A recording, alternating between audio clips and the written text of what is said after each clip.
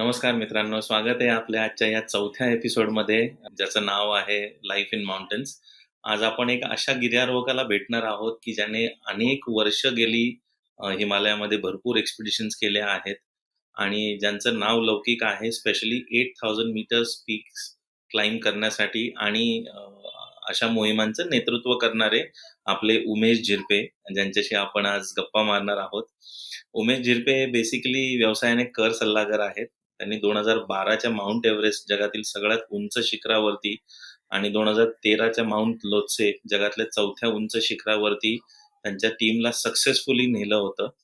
आणि गेली अनेक वर्ष ते वेगवेगळ्या इतर शिखरांवरती सुद्धा त्यांनी बऱ्याच एक्सपिडिशन्स केलेल्या आहेत. शिवछत्रपती पुरस्कार विजेते आहेत ते. महाराष्ट्र राज्य सरकारचा जो प्रतिष्ठित पुरस्कार आहे 2014 आणि 15 साली. आणि गार्डियन गिरीप्रेमी इन्स्टिट्यूट ऑफ माउंटेनिअरिंगचे ते संस्थापक आणि संचालक आहेत. अखिल गिर्यारोहण महासंघाचे ते सध्याचे अध्यक्ष आहेत. आणि 2014 मध्ये त्यांनी प्रकाशित झालेलं त्यांचं जे पुस्तक आहे एव्हरेस्ट गोष्ट एका ध्यासाची, याचे ते लेखक आहेत. अनेक माउंटेनिअरिंग, अनेक गिर्यारोहण मोहिमा त्यांच्या नेतृत्वाखाली झालेल्या आहेत. असे उमेश झिरपे आजचे आपल्या प्रमुख पाहुणे आहेत. त्यांच्याबरोबर आपण भरपूर गप्पा मारणार आहोत, भरपूर त्यांच्याशी बोलणार आहोत. आपल्याकडे अनेक प्रश्न आहेत त्यांना विचारण्यासाठी. तर स्वागत आहे तुमचं कार्यक्रमामध्ये. नक्की. धन्यवाद श्रीपाद.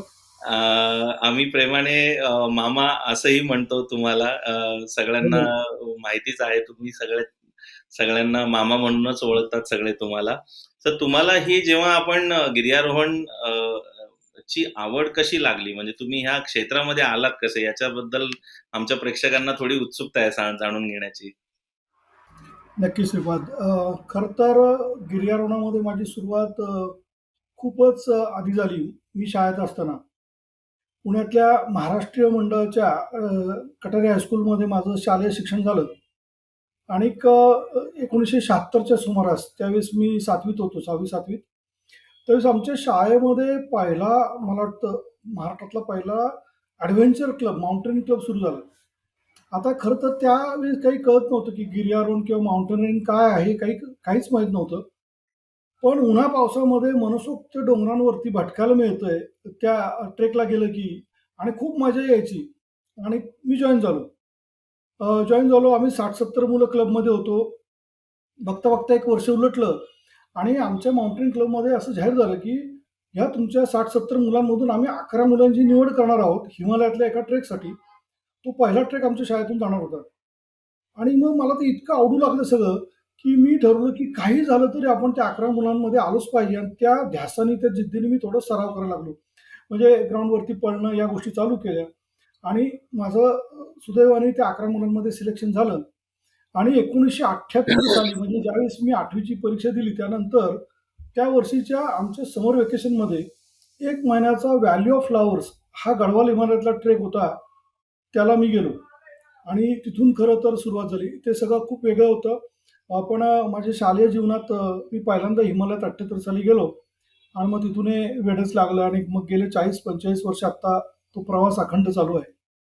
पण पण हे सगळं करताना, म्हणजे अगदी सुरुवातीच्या काळामध्ये तुम्ही जसं म्हटलात की ट्रेक केले, हिमालयात ट्रेकला गेलात, पण मग या सगळ्याकडून गिर्यारोहणाकडे वाटचाल कशी झाली? खरं आहे. ट्रेकिंग चालू होतं, शाळेतनं सुरू झालं. शाळा संपली, कॉलेजमध्ये गेलो. जो नेहमी सगळ्यांचं असतं तसं आमचा पण ग्रुप होता. आम्ही ट्रेकला जात असू. आणि ते ट्रेक करत असताना आनंद पान यांचं आव्हान जे पुस्तक आहे ना, ते माझ्या वाचनात आलं. आणि त्या आव्हान पुस्तकाच्या मुखपृष्ठावर, कव्हर पेजवरती लिंगाणाचा फोटो आहे. शिवस्वरूप लिंगाणा असं त्याला नाव दिलं. आणि ते काय समूह माझ्या मनात इतकं ठसलं की कधीतरी आपण याच्यावरती चढाई करायची. आणि सुदैवाने त्याच वेळी आमच्या सगळ्या कॉलेज मित्रांचा आमचा ग्रुप, आम्ही तोरणा ते रायगड ट्रेक केला. आणि लिंगाणाच्या डाव्या बाजूने आम्ही सिंगापूर नाळ्यातनं खाली उतरलो. आणि त्यावेळेस लिंगाणाला प्रत्यक्ष बघून माझ्या मनात अगदी पक्क बसलं की याच्यावरती आपल्याला पोचायचंय. पण मग नंतर समजलं की याच्यावरती जायचंय तर प्रस्तारोहण, म्हणजे रॉक क्लाइम्बिंग करावं लागतं आणि त्याचं ते वेगळं तंत्र आहे, ते आत्मसात करायला लागतं. मग ते कुठं शिकायला मिळेल, हे जेव्हा शोध घेऊ लागलो, तेव्हा माझ्याच शाळेतला माझा सहकारी श्याम लंके त्यावेळेस रॉक क्लाइम्बिंग करत असे, पुण्यातल्या युथ हॉस्टेल्स असोसिएशनमधून. मग मी श्यामला भेटलो आणि मी युथ हॉस्टेल असोसिएशन YHA ला जॉईन झालो पुण्यामध्ये. आणि तिथं सुदैवाने माझी संजय डोईफोडे याच्याशी गाठ पडली. तोही नुकताच ट्रान्स सह्याद्रीचा ट्रेक कंप्लीट करून नेसवाडे कॉलेजमधून आला होता. आणि त्यालाही रॉक क्लाइम्बिंग शिकायचं होतं. अशा वेळी तिथं भेट झाली आणि मग पहिली मोहीम माझी लिंगाण्यावरती झाली. 1985-86चा जो सुमार होता, त्यावेळेस पहिली मोहीम लिंगाणा झाली आणि मग त्या मोहिमेला ज्यावेळेस आम्ही गेलो त्यावेळेस कळालं की याच्यात खूप काही शिकण्यासारखं आहे आणि मग बेसिक माउंटेनिंग कोर्स 1986ला मी आपल्या भारतातल्या premier institute Nehru institute of mountaineering NIM मधून केला आणि पाठोपाठ मग ॲडव्हान्स कोर्स पण केला. अशा पद्धतीने गिर्यारोहण त्यातलं तंत्र हे सगळं अवगत करण्याकडे कल वाढू लागला आणि मग पुढे 1900 साधारण 86चा सुमार होता. अ, गिरीप्रेमीमध्ये खूप मोठी त्यावेळेस दुर्घटना घडली. गिरीप्रेमीचा अगदी लीड क्लाइंबर नंदू पागे यांचं दुर्दैवी त्यांना अपघाती मृत्यू आला. सतोपंत या शिखरावरती पुण्यातले 3 जण होते. डॉक्टर मीनू मेहता, नंदू पागे आणि भरत मांगरे. आणि मग ते सगळं मला समजलं त्यावेळेस मी पण माझ्या पहिल्या हिमालयन एक्सपिडिशनसाठी प्रियदर्शनी म्हणून एक शिखर आहे तिकडे गेलो होतो हिमाचल प्रदेशमध्ये. आम्हाला ती बातमी कळली आणि पुण्यात मी आनंद पहांदे सरांना कारण बऱ्याच वेळा मी भेटत असे. त्यांच्याकडनं मार्गदर्शन घेत असेल म्हणून मी भेटायला गेलो. त्यावेळेस पहांदे सर म्हणाले, "अरे उमेश, तुम्ही सध्या काय करताय?" मी म्हणलं, "युथ हॉस्टेल्समध्ये क्लाइम्बिंग करतोय." तर ते म्हणले, "आवडेल का गिरीप्रेमीत यायला? गिरीप्रेमीमध्ये खूप इक्विपमेंट आहे आणि आता असं झालंय की त्या ठिकाणी क्लाइम्बिंगसाठी कोणी तरुण नाहीयेत." ती माझ्यासाठी खूप मोठी अपॉर्च्युनिटी होती आणि मग 86ला म्हणजे 86 साली मी, संजय डोईफोडे, अविनाश फौजदार आम्ही सगळे गिरीप्रेमीमध्ये दाखल झालो आणि मग तिथून पुढचा प्रवास खूप वेगळ्या पद्धतीने सुरू झाला. अच्छा. हे सगळं करताना तुमची हिमालयातली पहिली मोहीम काय आहे आणि त्याच्याबद्दल काय म्हणजे तुम्ही काय शेअर करू शकाल आमच्या प्रेक्षकांची? होय, माझी आयुष्यातली हिमालयातली पहिली मोहीम जर म्हणशील तर ती खऱ्या अर्थाने प्रियदर्शनी म्हणून एक शिखर आहे आणि खूप गमतीशीर अनुभव आला. आम्ही त्या मोहिमेसाठी मी आणि संजय डोईफोडेकर तर आम्ही दोघंच होतो. पण आमच्या दोघांच्या घरून सांगितलं गेलं की तुम्ही दोघंच जर असाल तर आम्ही सोडणार नाही आणि तिसरा भिडू आम्हाला काही मिळत नव्हता. आमची जी काही व्यथा म्हणू आपण ती आम्ही आमचे माझा गुरुबंधू म्हणून मी त्याला जो कायम मला मार्गदर्शन करतो, अविनाश फौजदार त्याला मी अडचण सांगितली. म्हणलं, "अविनाश अरे, तिसरा मेंबर आल्याशिवाय घरून परवानगी मिळत नाही." तर त्यांनी शेवटी काहीच उपाय मिळाला नाही. त्यावेळेस त्याच्या धाकट्या भावाला अजयलाच तयार केलं आणि सांगितलं, "तुला यांच्याबरोबर मोहिमेला जायचंय." आता अजयचं आणि माउंटेनिअरिंगचं असं विशेष काही कधी संबंध आला नव्हता. पण फिजिकली खूप स्ट्रॉंग होता. मग त्याला आम्ही 6 महिने ट्रेनिंग दिलं आणि त्याला तयार केलं आणि मग तो तिसरा झाल्यामुळे आम्हाला प्रियदर्शनीला जायला मिळालं. हे शिखर हिमाचल प्रदेशमध्ये मनालीच्या थोडं पुढं फेंद्री नाल्याच्या आजूबाजूला हनुमान तिब्बतच्या परिसरात आहे. अजून एक गमतीचा भाग शिल्पा ते काळ सगळा वेगळा होता. म्हणजे त्या काळात एक्सपिडिशन करायची सगळं आपणच प्लॅन करायचं. रेशनपासून सगळं प्लॅनिंग सगळं पुण्यातनं न्यायला लागायचं. स्टोव्ह फोल्डिंगचे उतरलं की केरोसिन कुठं मिळणार बऱ्याच गोष्टी होत्या. त्या सगळ्या आमच्या आम्ही करायचो. आमचं आम्ही सामान व्हायचो. हे सगळं त्यावेळेस सगळं वेगळ्या पद्धती म्हणजे आता आता आता नंतर कळायला लागलं तेव्हा कळालं की अल्पाईन एक्सपिडिशन काय असते ना ती अशा पद्धतीची असते. आता सगळ्या नवीन मुलांकडे पण हे सगळं त्यावेळेस आम्ही बऱ्याच वेळा करत असू. पण प्रियदर्शनी मोहिमेसाठी आम्ही आमच्या सगळ्या रक्षक घेऊन, सामान घेऊन मनालीच्या बस स्टँडवर ज्यावेळेस आम्ही उतरलो, त्यावेळी समोरनं बुलेटवरती एक खूप वेगळं व्यक्ती आमच्यापाशी आले. धिप्पाडग्रस्त आले आणि त्यांनी आम्हाला विचारलं, की "कहाँ जा रहे हैं आप लोग? कौन सी पीक के लिए आए?" त्यांना बघून माझा मित्र संजय डोईफोडेने सांगितलं, की "उमेश, हे मामा एक कर्नल प्रेमचंद आहेत, मनालीच्या इन्स्टिट्यूटचे प्रिन्सिपल आणि भारतातले खूप दिग्गज गिर्यारोहक. त्यांनी नंदादेवीसारख्या शिखरावरती पहिली चढाई केली." तर त्यांना आम्ही अभिवादन केलं आणि त्यांना सांगितलं, "सर, आम्ही प्रियदर्शनी नावाच्या पीक क्लाइंबसाठी आलो आहे." तर ते ऐकून त्यांनी सांगितलं, "कौन सा पीक? प्रियदर्शनी? यहाँ तो ऐसा कोई पीक नहीं है." म्हणजे अक्षरशः सांगू ते ऐकल्यावर म्हणजे आम्ही सुन्न झालो, की ज्याच्यासाठी तयारी करून इथं आलो, ते पीकच या भागात नाहीये, असं खुद्द तिथले प्रिन्सिपल सांगतात मनालीच्या ट्रेनिंग इन्स्टिट्यूटचे. काय करायचं सुचत नव्हतं. पण संजय म्हणाला, "नाही मामा, पीक आहे. काय तर त्यांचे गैरसमज आहे. आपण इन्स्टिट्यूटमध्ये जाऊ." आणि सीनियर इन्स्ट्रक्टर रणसिंग म्हणून आहे, त्यांना मी भेटलो. त्यांनी मग सांगितलं, की इन्स्टिट्यूटमधून त्या पीकवर एकदा अटेम्प्ट झाला होता आणि इंदिरा गांधींचं नाव त्या पीकला दिलं गेलं आहे. ते पीक आहे, पण खूप कमी लोकं जातात आणि मग ती सगळी माहिती घेऊन आम्ही पुढे गेलो. पुढचं खूप वेगळं झालं. खूप छान मोहीम झाली. छोटं पीक आहे, 19,800 फूट उंचीचं पीक होतं ते. पण त्या पीकवर पोहोचल्यानंतर त्या शिखर माथ्यावरून हनुमान तिब्बा, मनाली, शिखर फ्रेंडशिप असा सगळा पीर पंजाल रेंजमधला सगळा व्ह्यू आम्हाला बघायला मिळाले. खूप मस्त मोहीम झाली आणि ती करून आम्ही पुण्याला आलो. क्या बात आहे! खूप छान. सर, तुम्ही आत्तापर्यंत एवढ्या वर्षात इतक्या मोहिमा केलेल्या आहेत म्हणजे अगदी आत्ताच्या लेटेस्ट ज्या काही मोहिमा आहेत, जे तुम्ही 8,000 मीटर्सचे जे शिखरं आहेत, टोटल 8 शिखरांवरती तुम्ही आजपर्यंत गिरीप्रेमींनी चढाई केलेली आहे आणि प्रत्येक शिखराचं तुम्ही नेतृत्व केलेलं आहे. त्याच्या व्यतिरिक्त सुद्धा तुम्ही इंडियन हिमालयाजमध्ये अनेक मोहिमा आखलेल्या आहेत. तर या आजपर्यंतच्या या सगळ्या शिखरांमधलं सगळ्यात अवघड पीक कुठलं? तुम्हाला तुमच्या दृष्टीने कुठला मोहीम अवघड वाटते?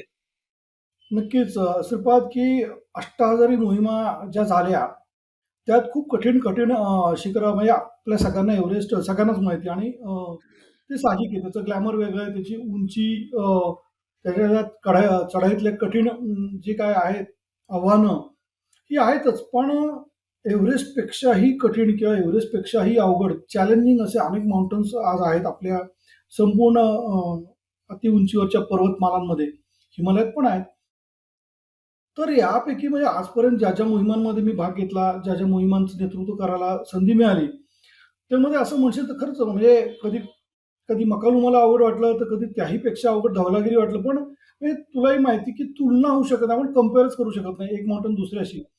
पण तरीसुद्धा ह्यातलं चॅलेंजिंग पीक कुठलं किंवा चॅलेंजिंग एक्सपिडिशन कुठली असेल असं जर तू विचारतोय, तर त्याचं उत्तर माउंट मंदा हेच आहे. कारण या शिखरांनी जे काही या शिखराच्या मोहिमांमध्ये मी जे काही अनुभवलं, या शिखरांनी मला जे काही शिकवलं, ते मी म्हणेन मला आयुष्यभर उपयोगी पडले किंवा अष्टाधारी मोहिमांचा सगळा यशस्वी जो काही ही सगळा प्रवास झाला, तो मला वाटतं मंदामध्ये जे काही धडे मिळाले त्याच्यातून झाला. आपल्या गढवाल हिमालयात गंगोत्री परिसरामध्ये केदारगंगा व्हॅलीमध्ये हे शिखर आहे. 6,500 मीटर उंचच त्याची उंची आहे. पण तांत्रिकदृष्ट्या चढाईसाठी अत्यंत अवघड आहे. आणि याचा पूर्ण अभ्यास करून आम्ही खरं तर 1989 मध्ये म्हणजे कैलासवासी डॉक्टर बापूकाका पटवर्धन हे खूप ऋषितुल्य व्यक्तिमत्व होतं, की ज्यांनी गढवालचा खूप अभ्यास केला आणि खूप चांगली टिपणं त्यांनी काढली होती आणि त्यांच्याकडून मिळालेल्या मार्गदर्शनाप्रमाणे आम्ही एक प्लॅन केला मंदाचा आणि 1989 साली मी, संजय डोईफोडे, अजय देवधर आणि सुरेंद्र चव्हाण जो पहिला महाराष्ट्रातला एव्हरेस्ट शिखर ठरला. आम्ही 4 जण गेलो. सुरेंद्रची ती पहिली हिमालयातली मोहीम होती. पण त्यावेळेस आम्ही त्या शिखराच्या मोहिमेमध्ये मंदाच्या कॅम्प 1 पर्यंत जाऊ शकलो. आम्ही पहिला फक्त आईस वॉल टॅकल करू शकलो आणि कॅम्प 1 ला गेल्यावर आमचं सगळं इक्विपमेंट संपलं. कारण आम्हाला जी काही माहिती मिळाली होती त्याप्रमाणे आम्ही तयारी केली होती आणि तिथे गेल्यानंतर दिसलं की अजून खूप प्रचंड मोठं आव्हान समोर आहे. त्यामुळे नाईलाजाने आम्ही परत आलो. पण मग मात्र सगळं ठरवून आलो की आता आपल्याला मंदा परत करायचंय आणि त्याची नीट माहिती काढायची. आल्यानंतर मी नवी दिल्लीमध्ये इंडियन माउंटेन फाउंडेशनच्या ऑफिसमध्ये त्यावेळेस गेलो रेव्हेन्यू. तिथं सगळ्या जुन्या फायली काढल्या, मंदाचे रिपोर्ट पाहिले कारण खूप कमी अटेम्प्ट झाले होते आणि त्यामध्ये मला एक जॅपनीज टीमचा रिपोर्ट मिळाला, की ज्यांनी 1982 मध्ये मंदावरती यशस्वी चढाई केली होती, नॉर्थ रिजनी. मी त्यांना पत्रव्यवहार करून कॉन्टॅक्ट केला आणि त्यांचं खूप त्वरेने उत्तर आलं आणि संपूर्ण रिपोर्ट त्यांनी जॅपनीज भाषेत मला फोटोसकट पाठवून दिला. तो पुण्यातल्या तेंडुलकर म्हणून आफ्टर रोडवरतीच एक जॅपनीज महिला आहेत.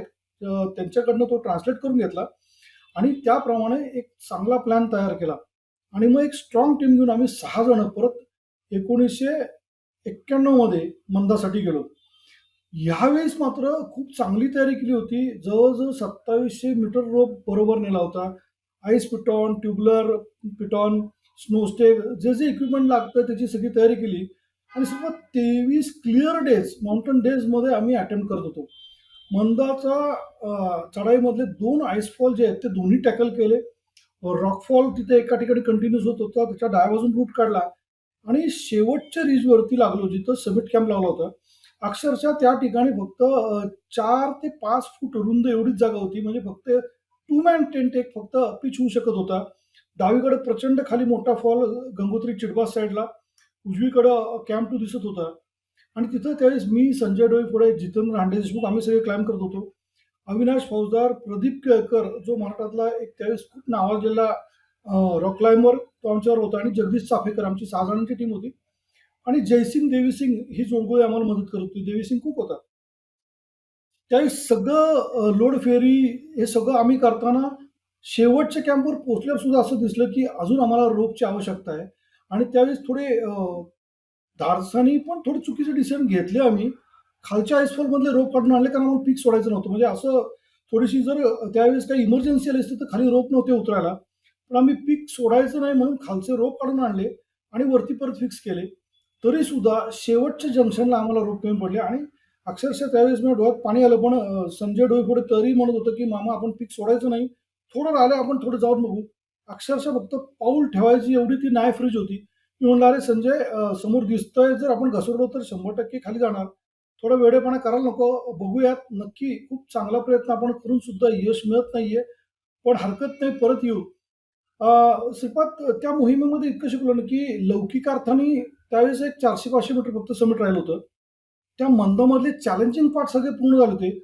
तरीसुद्धा शिखर माथा गाठता आला नव्हता. म्हणलं तर ती मोहीम तशी अयशस्वी होती, पण आमच्यासाठी खूप काही आम्ही त्याच्यात कमवलं होतं.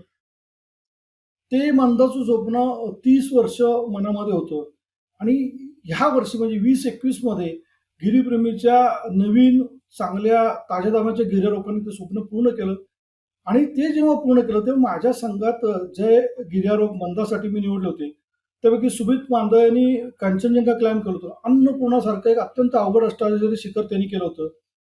अ, आनंद माळी माझ्या टीममधला ज्याने एव्हरेस्ट, कांचनजंगा, धवलागिरी सारख्या शिखरांवरती मकालूमध्ये तो होता. अशा मोहिमांमध्ये सहभाग घेतला होता. अशी विवेक शिवदे त्यामध्ये होता, पवन आडवळे म्हणजे ही सगळी अनुभवी गिर्यारोहक. पण हे सगळ्यांनी मला आल्यानंतर सांगितले, "मामा अन्नपूर्णा, कांचनगंगापेक्षा ही खूप अवघड असतं. त्याच्याही पलीकडचं शिखर आहे. अत्यंत अवघड असं हे शिखर आहे." आणि मात्र यावेळेस 2021 मध्ये मंदावरती आम्ही यशस्वीरित्या भारतीय तिरंगा फडकवू शकलो. ते खूप वेगळं समाधान आहे. खूप वेगळा अनुभव आहे. मला वाटतं तूही सुदर्शन मोहिमेचा 2001 मध्ये सहभाग तू घेतला होता सुदर्शन. खरं तर मला असं वाटतं, की गिरीप्रेमीचं टेक्निकल क्लाइम्बिंग जे सुरू झालं ते सुदर्शनपासून सुरू झालं. एक अत्यंत वेगळ्या रीजनी नैऋत्य धारेने आपण ती चढाई केली होती आणि त्यावेळेस पहिल्यांदा तो एक कॉन्फिडन्स आला, की आपण पण टेक्निकल क्लाइम्ब करू शकतो. त्यावेळेस मला वाटतं 2,500 फूट रोप त्या रीजवरती फिक्स झाला होता. थेलूच्या बाजूने ती धार आपण की जी पहिली फक्त जॅपनीज टीमने केली होती आणि त्यानंतर त्या बाजूने आजपर्यंत फक्त गिरप्रेमीचा अटेम्प्ट सक्सेसफुल आहे. मंदावरती असंच झालं, की मंदानी नॉर्थ रीजनी केलेला हा मंदा वनचा जो सक्सेसफुल एक्सपिडिशन झाली, ही भारतातनं झालेली पहिली मोहीम आहे आणि जगातली दुसरी मोहीम झाली. एक अतिशय अवघड शिखर की ज्याच्यावरती आपण पोहोचू शकलो. तर मला वाटतं माझ्या दृष्टीने मंदाचं चॅलेंज मला आत्तापर्यंत सगळ्यात जास्त कठीण वाटलं. Thank you. तुम्ही मद्दाबद्दल सांगितलेली इन्फॉर्मेशन खूपच म्हणजे आय एम शुअर एवढं टेक्निकल पीक होतं आणि माझ्या मते हा जो आता रिसेंट अटेम्प्ट झाला होता, हा तिसरा अटेम्प्ट होता, बरोबर? बरोबर, बरोबर. सो तिसऱ्या अटेम्प्टमध्ये यश मिळणं ही खूपच मोठी गोष्ट आहे. पण हे सगळं करताना तुम्ही जी तयारी करता, एक्सपिडिशनसाठी लागणारा जो काही खर्च असतो, इक्विपमेंट असतात, रेशन असतं, बाकीच्या सगळ्या म्हणजे याच्यामध्ये खूपच गोष्टी इन्व्हॉल्व्ड असतात. तर या सगळ्याची तयारी केव्हा चालू करता? म्हणजे एखादी 8,000 मीटरची एखादी एक्सपिडिशन तुम्हाला करायची आहे किंवा इंडियन हिमालयमध्ये एखादं पीक तुम्हाला क्लाइंब करायचंय. तर याची तयारी तुम्ही पूर्वतयारी कशी चालू करता? खरं आहे की मी नेहमी असं कायम सांगत असतो, की अ, आपली मोहीम जी यशस्वी होती किंवा त्या मोहिमेचं यश कशावर अवलंबून आहे, तर मला असं कायम वाटतं, की प्रॉपर प्लॅनिंग, प्रॉपर त्याची पूर्वतयारी यालाच मी खूप मोठं श्रेय देतो. आणि मी माझ्या टीमला कायम सांगत असतो, की माझ्या अनुभवातून मी 60% मोहिमेच्या यशाचा जो वाटा आहे, तो मोहिमेच्या पूर्वतयारीला देतो आणि त्याच्या मॅनेजमेंटला देतो, एक्झिक्युशनला देतो आणि 40% त्याचं श्रेय मी त्या चढाईला देतो. आणि नक्की आपण एखाद्या शिखरावरती जातो, तर चढाई करण्यासाठी जातोच आणि त्यासाठी लागणारी शारीरिक, मानसिक तयारी केलेलीच असते. मग तिथं गेल्यावर असं होत नाही, की खूप कमी वेळा असं होतं, की बाबा मी थकलोय, दमलोय, ते वेगळं आहे. पण ती चढाई करण्यासाठीच आपण जात असतो आणि तेवढे सक्षम असतो त्याप्रमाणे आपण ते पीक निवडतो. पण त्याच्यासाठी लागणारी पूर्वतयारी, त्याचं प्लॅनिंग ते माझ्या दृष्टीने खूप महत्त्वाचं आहे आणि हे सगळ्याचा धडा मी मंदामधून घेतला. कारण म्हणजे बघ मी मगाशी म्हटलं ना 89 साली हो, कमी माहिती होती, आम्ही परत आलो. पण सगळी माहिती घेऊन सुद्धा मला रोग कमी पडला आणि मग त्यावेळेस मी ठरवलं, की आता ह्याच्यापुढे नाही. ह्याच्यापुढे असं झालं नाही पाहिजे, की आपल्याकडे इक्विपमेंट कमी पडलं, आपल्याकडे रेशन कमी पडलं, आपल्याकडे ह्या गोष्टी कमी होत्या म्हणून आपल्याला परत यायला लागतं. अजिबात नाही. मग ते किती कुठलं एक्सेस ठेवायचं, हा सगळा विषय मी तिथे शिकलो. अ, तर मला असं काय वाटतं, की जसं 3 पॉइंट क्लाइम्बिंग आपण महत्त्व म्हणजे क्लाइम्बिंग करताना आपण 3 पॉइंट क्लाइम्बिंग म्हणतो. आपले 4 पॉइंट आहेत. 2 पॉइंट हात आणि 2 पॉइंट पाय. आणि आपण जेव्हा क्लाइंब करतो तेव्हा 3 पॉइंटचा वापर खूप महत्त्वाचा. म्हणजे एक पॉइंट जेव्हा फ्री होतो, एक हात किंवा पाय, तेव्हा आपण वर जाणार असतो, चढाई करत असतो. तर ते 3 पॉइंट क्लाइम्बिंग तो बॅलन्स साधता आला पाहिजे. ते जसे ते 3 पॉइंट महत्त्वाचे आहेत ना, तसं मला वाटतं प्रॉपर प्लॅनिंग, प्रॉपर प्रिपरेशन आणि प्रॉपर एक्झिक्युशन हे 3 पॉइंट खूप महत्त्वाचे आहेत. म्हणजे तुम्ही तुमचं गोल व्यवस्थित सिलेक्ट केलं पाहिजे पहिलं. एम तुमचं प्रॉपर पाहिजे. मग तुम्ही जे एम सिलेक्ट केलंय त्याच्यासाठीची प्रॉपर टीम तुम्ही निवडली पाहिजे. मग त्याची तयारी आणि मग एक एक्सपिडिशन म्हणजे एक खूप मोठा विषय असतो. तुम्हाला तिथं काय खायचंय, कुठं तुम्ही रेशन काय न्यायचंय, त्याचं वजन किती असेल, त्याचं पॅकिंग कसं असेल, मेडिकल काय असणार आहे, त्याचं तिथलं नॅव्हिगेशनचं कोण बघणार आहे, वेदरचं कोण बघणार आहे, इक्विपमेंट कुठलं वापरणार, विकत किती घ्यायचं, भाड्यानं किती आणायचं, काय काय घ्यायचं, कसं घ्यायचं, या सगळ्या गोष्टी ज्या आहेत वेगवेगळ्या सेक्टर्समध्ये जे प्लॅनिंग करावं लागतं. मग त्याची जबाबदारी कुणाला द्यायची?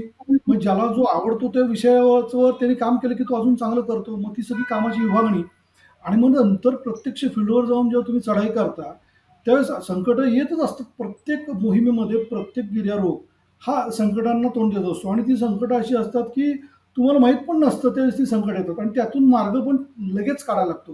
तिथं थांबता येत नाही.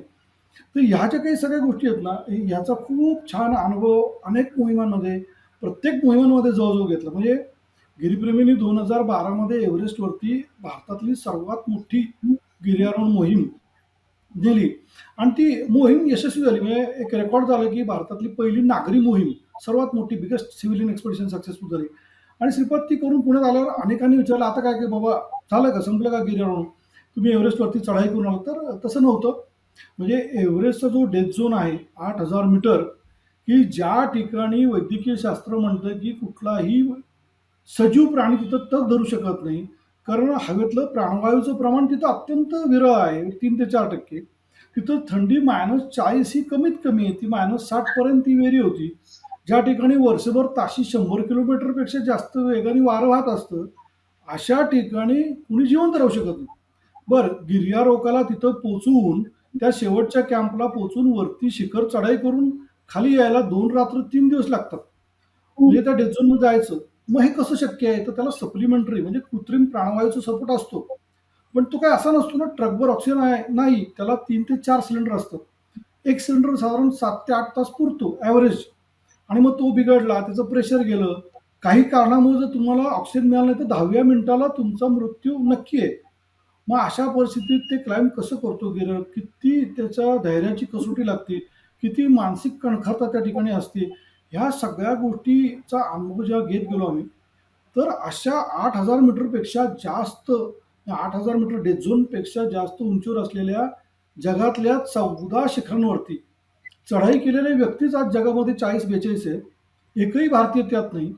तर ह्या अष्टहजारी शिखरांवरती चढाई करायचं हे स्वप्न जेव्हा लोकांना आम्ही सांगितलं, तेव्हा श्रीपाद इतका लोकांनी प्रतिसाद दिला, की त्यानंतर जी मालिका सुरू झाली ती अगदी आत्ता 2021 मध्ये भारतात भारतात एकच शिखर आहे. म्हणजे भारतात आज आपल्या ताब्यात असलेलं कंचनजुंगा, जे जगातलं तिसरं उंच शिखर आहे. पण एव्हरेस्टपासून आता अलीकडच्या अन्नपूर्णा मोहिमेपर्यंत गिरीप्रेमीकडनं 8 अष्टहजारी शिखरांवरती यशस्वी मोहिमा झाल्या. आणि मी खरंच स्वतःला खूप भाग्यवान समजतो कायम, की या सगळ्याचं नेतृत्व करण्याची मला संधी मिळाली. आणि त्याही पलीकडे जाऊन मी खूप आनंदी आहे किंवा मला खूप छान यासाठी वाटतं, कारण या सगळ्या मोहिमा सुरक्षितपणे पार पडल्या. तर तुलाही माहिती की या खेळामध्ये टॉपवरती to reach the mountain is optional, पण टू कम बॅक सेफली हे मॅन्डेटरी आहे. तुम्ही घरी सुखरूप जेव्हा अगदी परत बरोबर. येता ना, त्यावेळेस या सगळ्या मोहिमांचं महत्त्व आहे. तर माझ्या संघात परमेश्वर कृपेने अनेक हितचिंतकांच्या सदिच्छेमुळे एकही गिर्यारोहकाला साधं खरचटलं पण नाही आणि सगळ्या सुखरूप झाल्या. पण हे सगळं विलक्षण आहे. त्यामुळं या सगळ्या गोष्टी घडतायत. वाह! खूप छान, खूप छान. पण इंडियन हिमालय आणि नेपाळ हिमालय याच्यामध्ये अर्थातच भरपूर फरक पण आहे आणि तुमचा स्वतःचा अनुभव कसा आहे? म्हणजे तुम्ही जेव्हा इंडियन हिमालयामध्ये एक्सपिडिशन्स करता आणि नेपाळमध्ये जाऊन एक्सपिडिशन्स करता, याच्यामध्ये काहीतरी फरक असावा? खूप फरक आहे.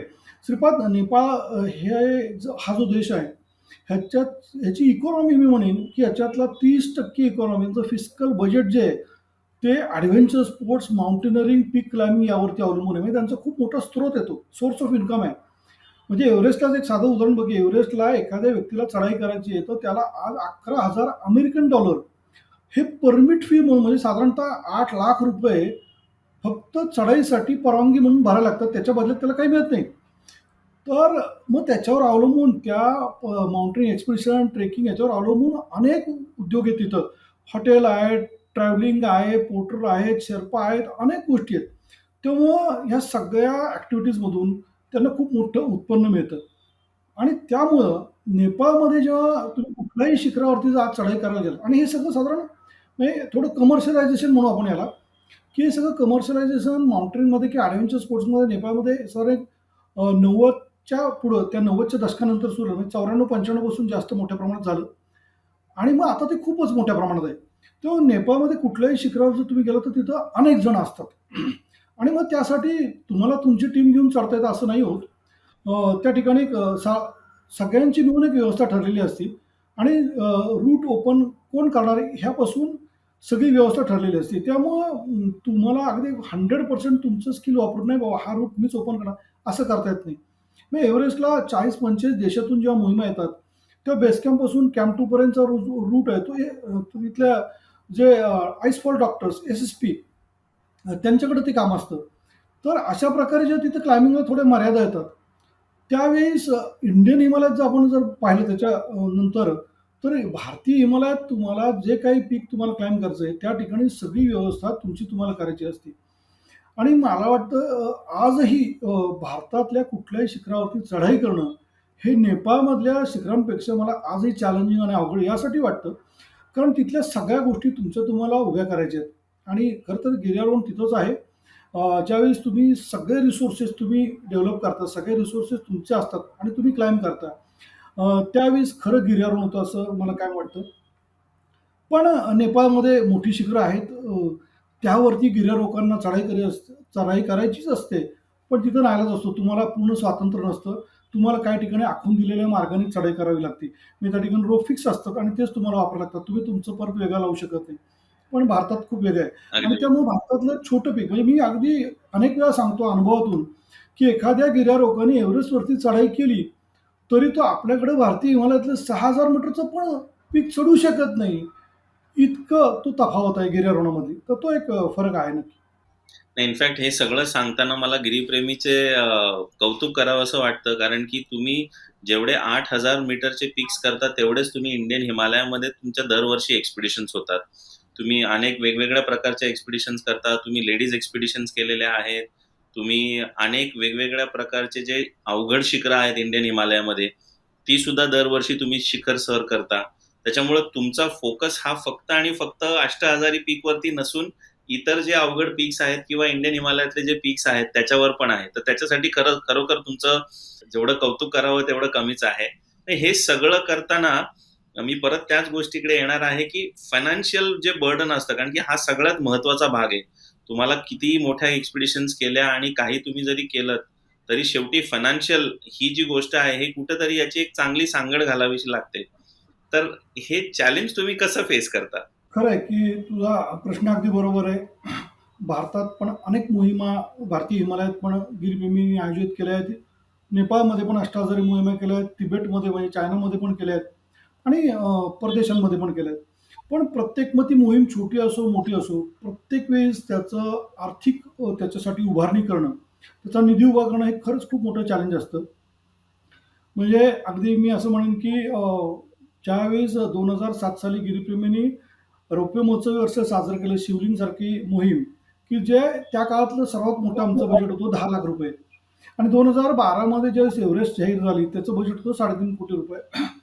तर हे सगळे पैसे जर तुमच्याकडे नसतील, तर सगळ्या कल्पना किंवा सगळे प्लॅन कागदावरच राहणार असतात. तर मोहिमेचा निधी उभा करणं आजही चॅलेंज आहे. पण खरं तर हे चॅलेंज पेलण्यासाठी आम्ही खूप वेगवेगळ्या मी म्हणेन युक्त्या केल्या. पण हे सगळं करत असताना आज मात्र एक नक्की अशी एक चांगली व्यवस्था मला वाटतं निर्माण झाली आहे. ती एका वेगळ्या विश्वासाने, की गिरमिटनं होणाऱ्या मोहिमा एका वेगळ्या दिशेने चालल्या आहेत. हा विश्वास जेव्हा लोकांना पटू लागला आहे, मग मी तुला सांगतो एव्हरेस्ट झालं जसं मी सांगितलं आणि आम्ही जाहीर केलं, की आम्हाला या सगळ्या 8,000 शिखरांवरती चढाई करायच्या आहेत. तर प्रत्येक मोहिमेला काही लाखांमध्ये, काही कोटींमध्ये खर्च येणार होता. आता दरवेळेस कसे पैसे उभे करायचे? एव्हरेस्टच्या वेळेस खूप वेगळ्या पद्धतीने पैसे उभे पण राहिले. तर यासाठी काय केलं पाहिजे? हे सगळं करत असताना आमचे एक मेंटॉर विजय जोशी म्हणले, "उमेश काहीतरी कर. पण आपल्याला एक काहीतरी सिस्टम उभी करावी लागेल." आणि त्याच्यातून माझ्या डोक्यामध्ये एक वेगळा विषय आला आणि 8000 क्लब ही संकल्पना जन्माला आली. अ, हा क्लब आम्ही 2016 मध्ये सुरू केला आणि क्लब म्हणजे काय? क्लब म्हणजे फक्त संकल्पना आहे. क्लब म्हणजे कुठे त्याची वास्तू नाही, काही खोली नाही, जागा नाही, काही नाही. पण यामध्ये जे मेंबर्स झाले लोकं, यामध्ये जे प्लॅटिनम, गोल्ड, सिल्व्हर अशा कॅटेगरीज केल्या आणि त्याची फी सांगितली. तर तेवढे पैसे भरून तुम्ही गोल्ड मेंबर व्हा, सिल्व्हर मेंबर व्हा आणि या कॉजला सपोर्ट करा. म्हणजे गिरीप्रेमीच्या 8,000 मोहिमा याच्यातून सुरळीतपणे पार पडतील. आणि तुला सांगतो श्रीपाद, 100 पेक्षा जास्त इंडिव्हिज्युअल मेंबर्स या क्लबचे सभासद झाले. 10 पेक्षा जास्त कॉर्पोरेट्सनी मेंबरशिप घेतली आणि ही लोकं दरवर्षी त्यांची मेंबरशिप रिन्यू करून सपोर्ट करत होती. म्हणजे त्यांनी फक्त पैसे भरायचे. त्या बदल्यात त्यांना काय मिळायचं? तर त्या बदल्यात त्यांना काही नाही, एका 8,000 मोहिमेला सपोर्ट केल्याचं समाधान आणि वर्षातून फक्त एक गेट टुगेदर आम्ही या सगळ्या मंडळींचं करायचो आणि त्यांच्यापुढे काय त्या पैशाचा विनियोग केला, ती मोहीम कशी झाली, काय झाली, हे सगळं त्यांच्यापुढे मांडायचो. तर मला वाटतं अशा प्रकारे जगातच मी म्हणेन गिर्यारोहणाच्या मोहिमांसाठी सपोर्ट क्लब हा मला वाटतं एकमेव असेल जो गिरीप्रेमींनी चालू केला आणि त्याचा खूप मोठा सपोर्ट ह्या पुढच्या 8,000 मोहिमा म्हणजे हा जो क्लब नसता, ह्याचा जर मेंबर्सनी एवढा सपोर्ट केला नसता, तर हे पुढे सुरळीतपणे चाललं नसतं. त्याच्यामुळे खूप सुरळीतपणे चाललं. पण कायमच आर्थिक निधी उभा करणं एक चॅलेंजिंग असतं. पण मला असं काय वाटतं, की तुमचं जे बजेट आहे, त्याचं प्रॉपर बजेट जर उभं राहिलं नाही, तर नक्कीच तुम्हाला तुमची मोहीम चांगल्या पद्धतीने करता येणार नाही. त्याचा अनुभव मी शिवलिंगमध्ये घेतला. म्हणजे शिवलिंगमध्ये 2007 साली ₹10,00,000 त्यावेळेस खूप मोठे होते. पण ते बजेट ठेवलं आम्ही कारण चांगल्या प्रतीचं इक्विपमेंट आणायचो. मी पाहत होतो, की परदेशातली लोकं किती चांगल्या क्वालिटीचं इक्विपमेंट वापरतात. आपले गिर्यारोहक पैसे कमी आहेत म्हणून कमी दर्जाचं इक्विपमेंट वापरतात, की ज्याचा परिणाम त्यांच्या शरीरावर होतो, ज्यांचा त्यांच्या ॲक्टिव्हिटीवर होतो. आणि मग ह्याच्यातून यशाकडे जाता येत नाही. हे सगळं मी पाहत होतो आणि म्हणून त्यावेळेस ते ठरवलं आणि त्याला खूप चांगला रिस्पॉन्स समाजाने दिला आणि त्यामुळे शिवलिंग मोहीम झाली आणि मग तो कॉन्फिडन्स वाढला आणि मग त्यासाठी वेगवेगळे उपक्रम गिरीप्रेमींनी सुरू केले. पण निधी उभा करणं हे कायमच चॅलेंज असतं. पण आज गिरीप्रेमीमध्ये जो 8000 सपोर्ट क्लब सुरू झालाय, त्याच्यामुळे हे काम थोडं सुकर झालंय.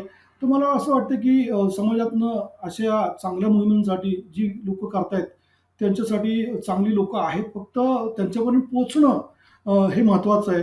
ते जर आपण व्यवस्थित त्यांच्यापर्यंत पोहोचू शकलो आणि आपला जो काही विषय त्यांच्याशी नीट त्यांच्यापुढे मांडू शकलो, तर अशक्य असं काहीच नाहीये, या बाबतीत सुद्धा. वाह! खूपच छान. खूप चांगल्या पद्धतीने तुम्ही हे सगळं एक्सप्लेन केलं. कारण की महाराष्ट्रामध्ये अनेक अजून बाकीचे बरेच गिर्यारोहण क्लब आहेत, की जे या गोष्टी बऱ्याच फेस करतात. चॅलेंजेस त्यांच्यासमोर असतात. पैसे कसे रेज करायचे, फंड्स कसे रेज करायचे. तर तुमचं हे मार्गदर्शन नक्कीच त्यांना उपयोगाचं ठरेल.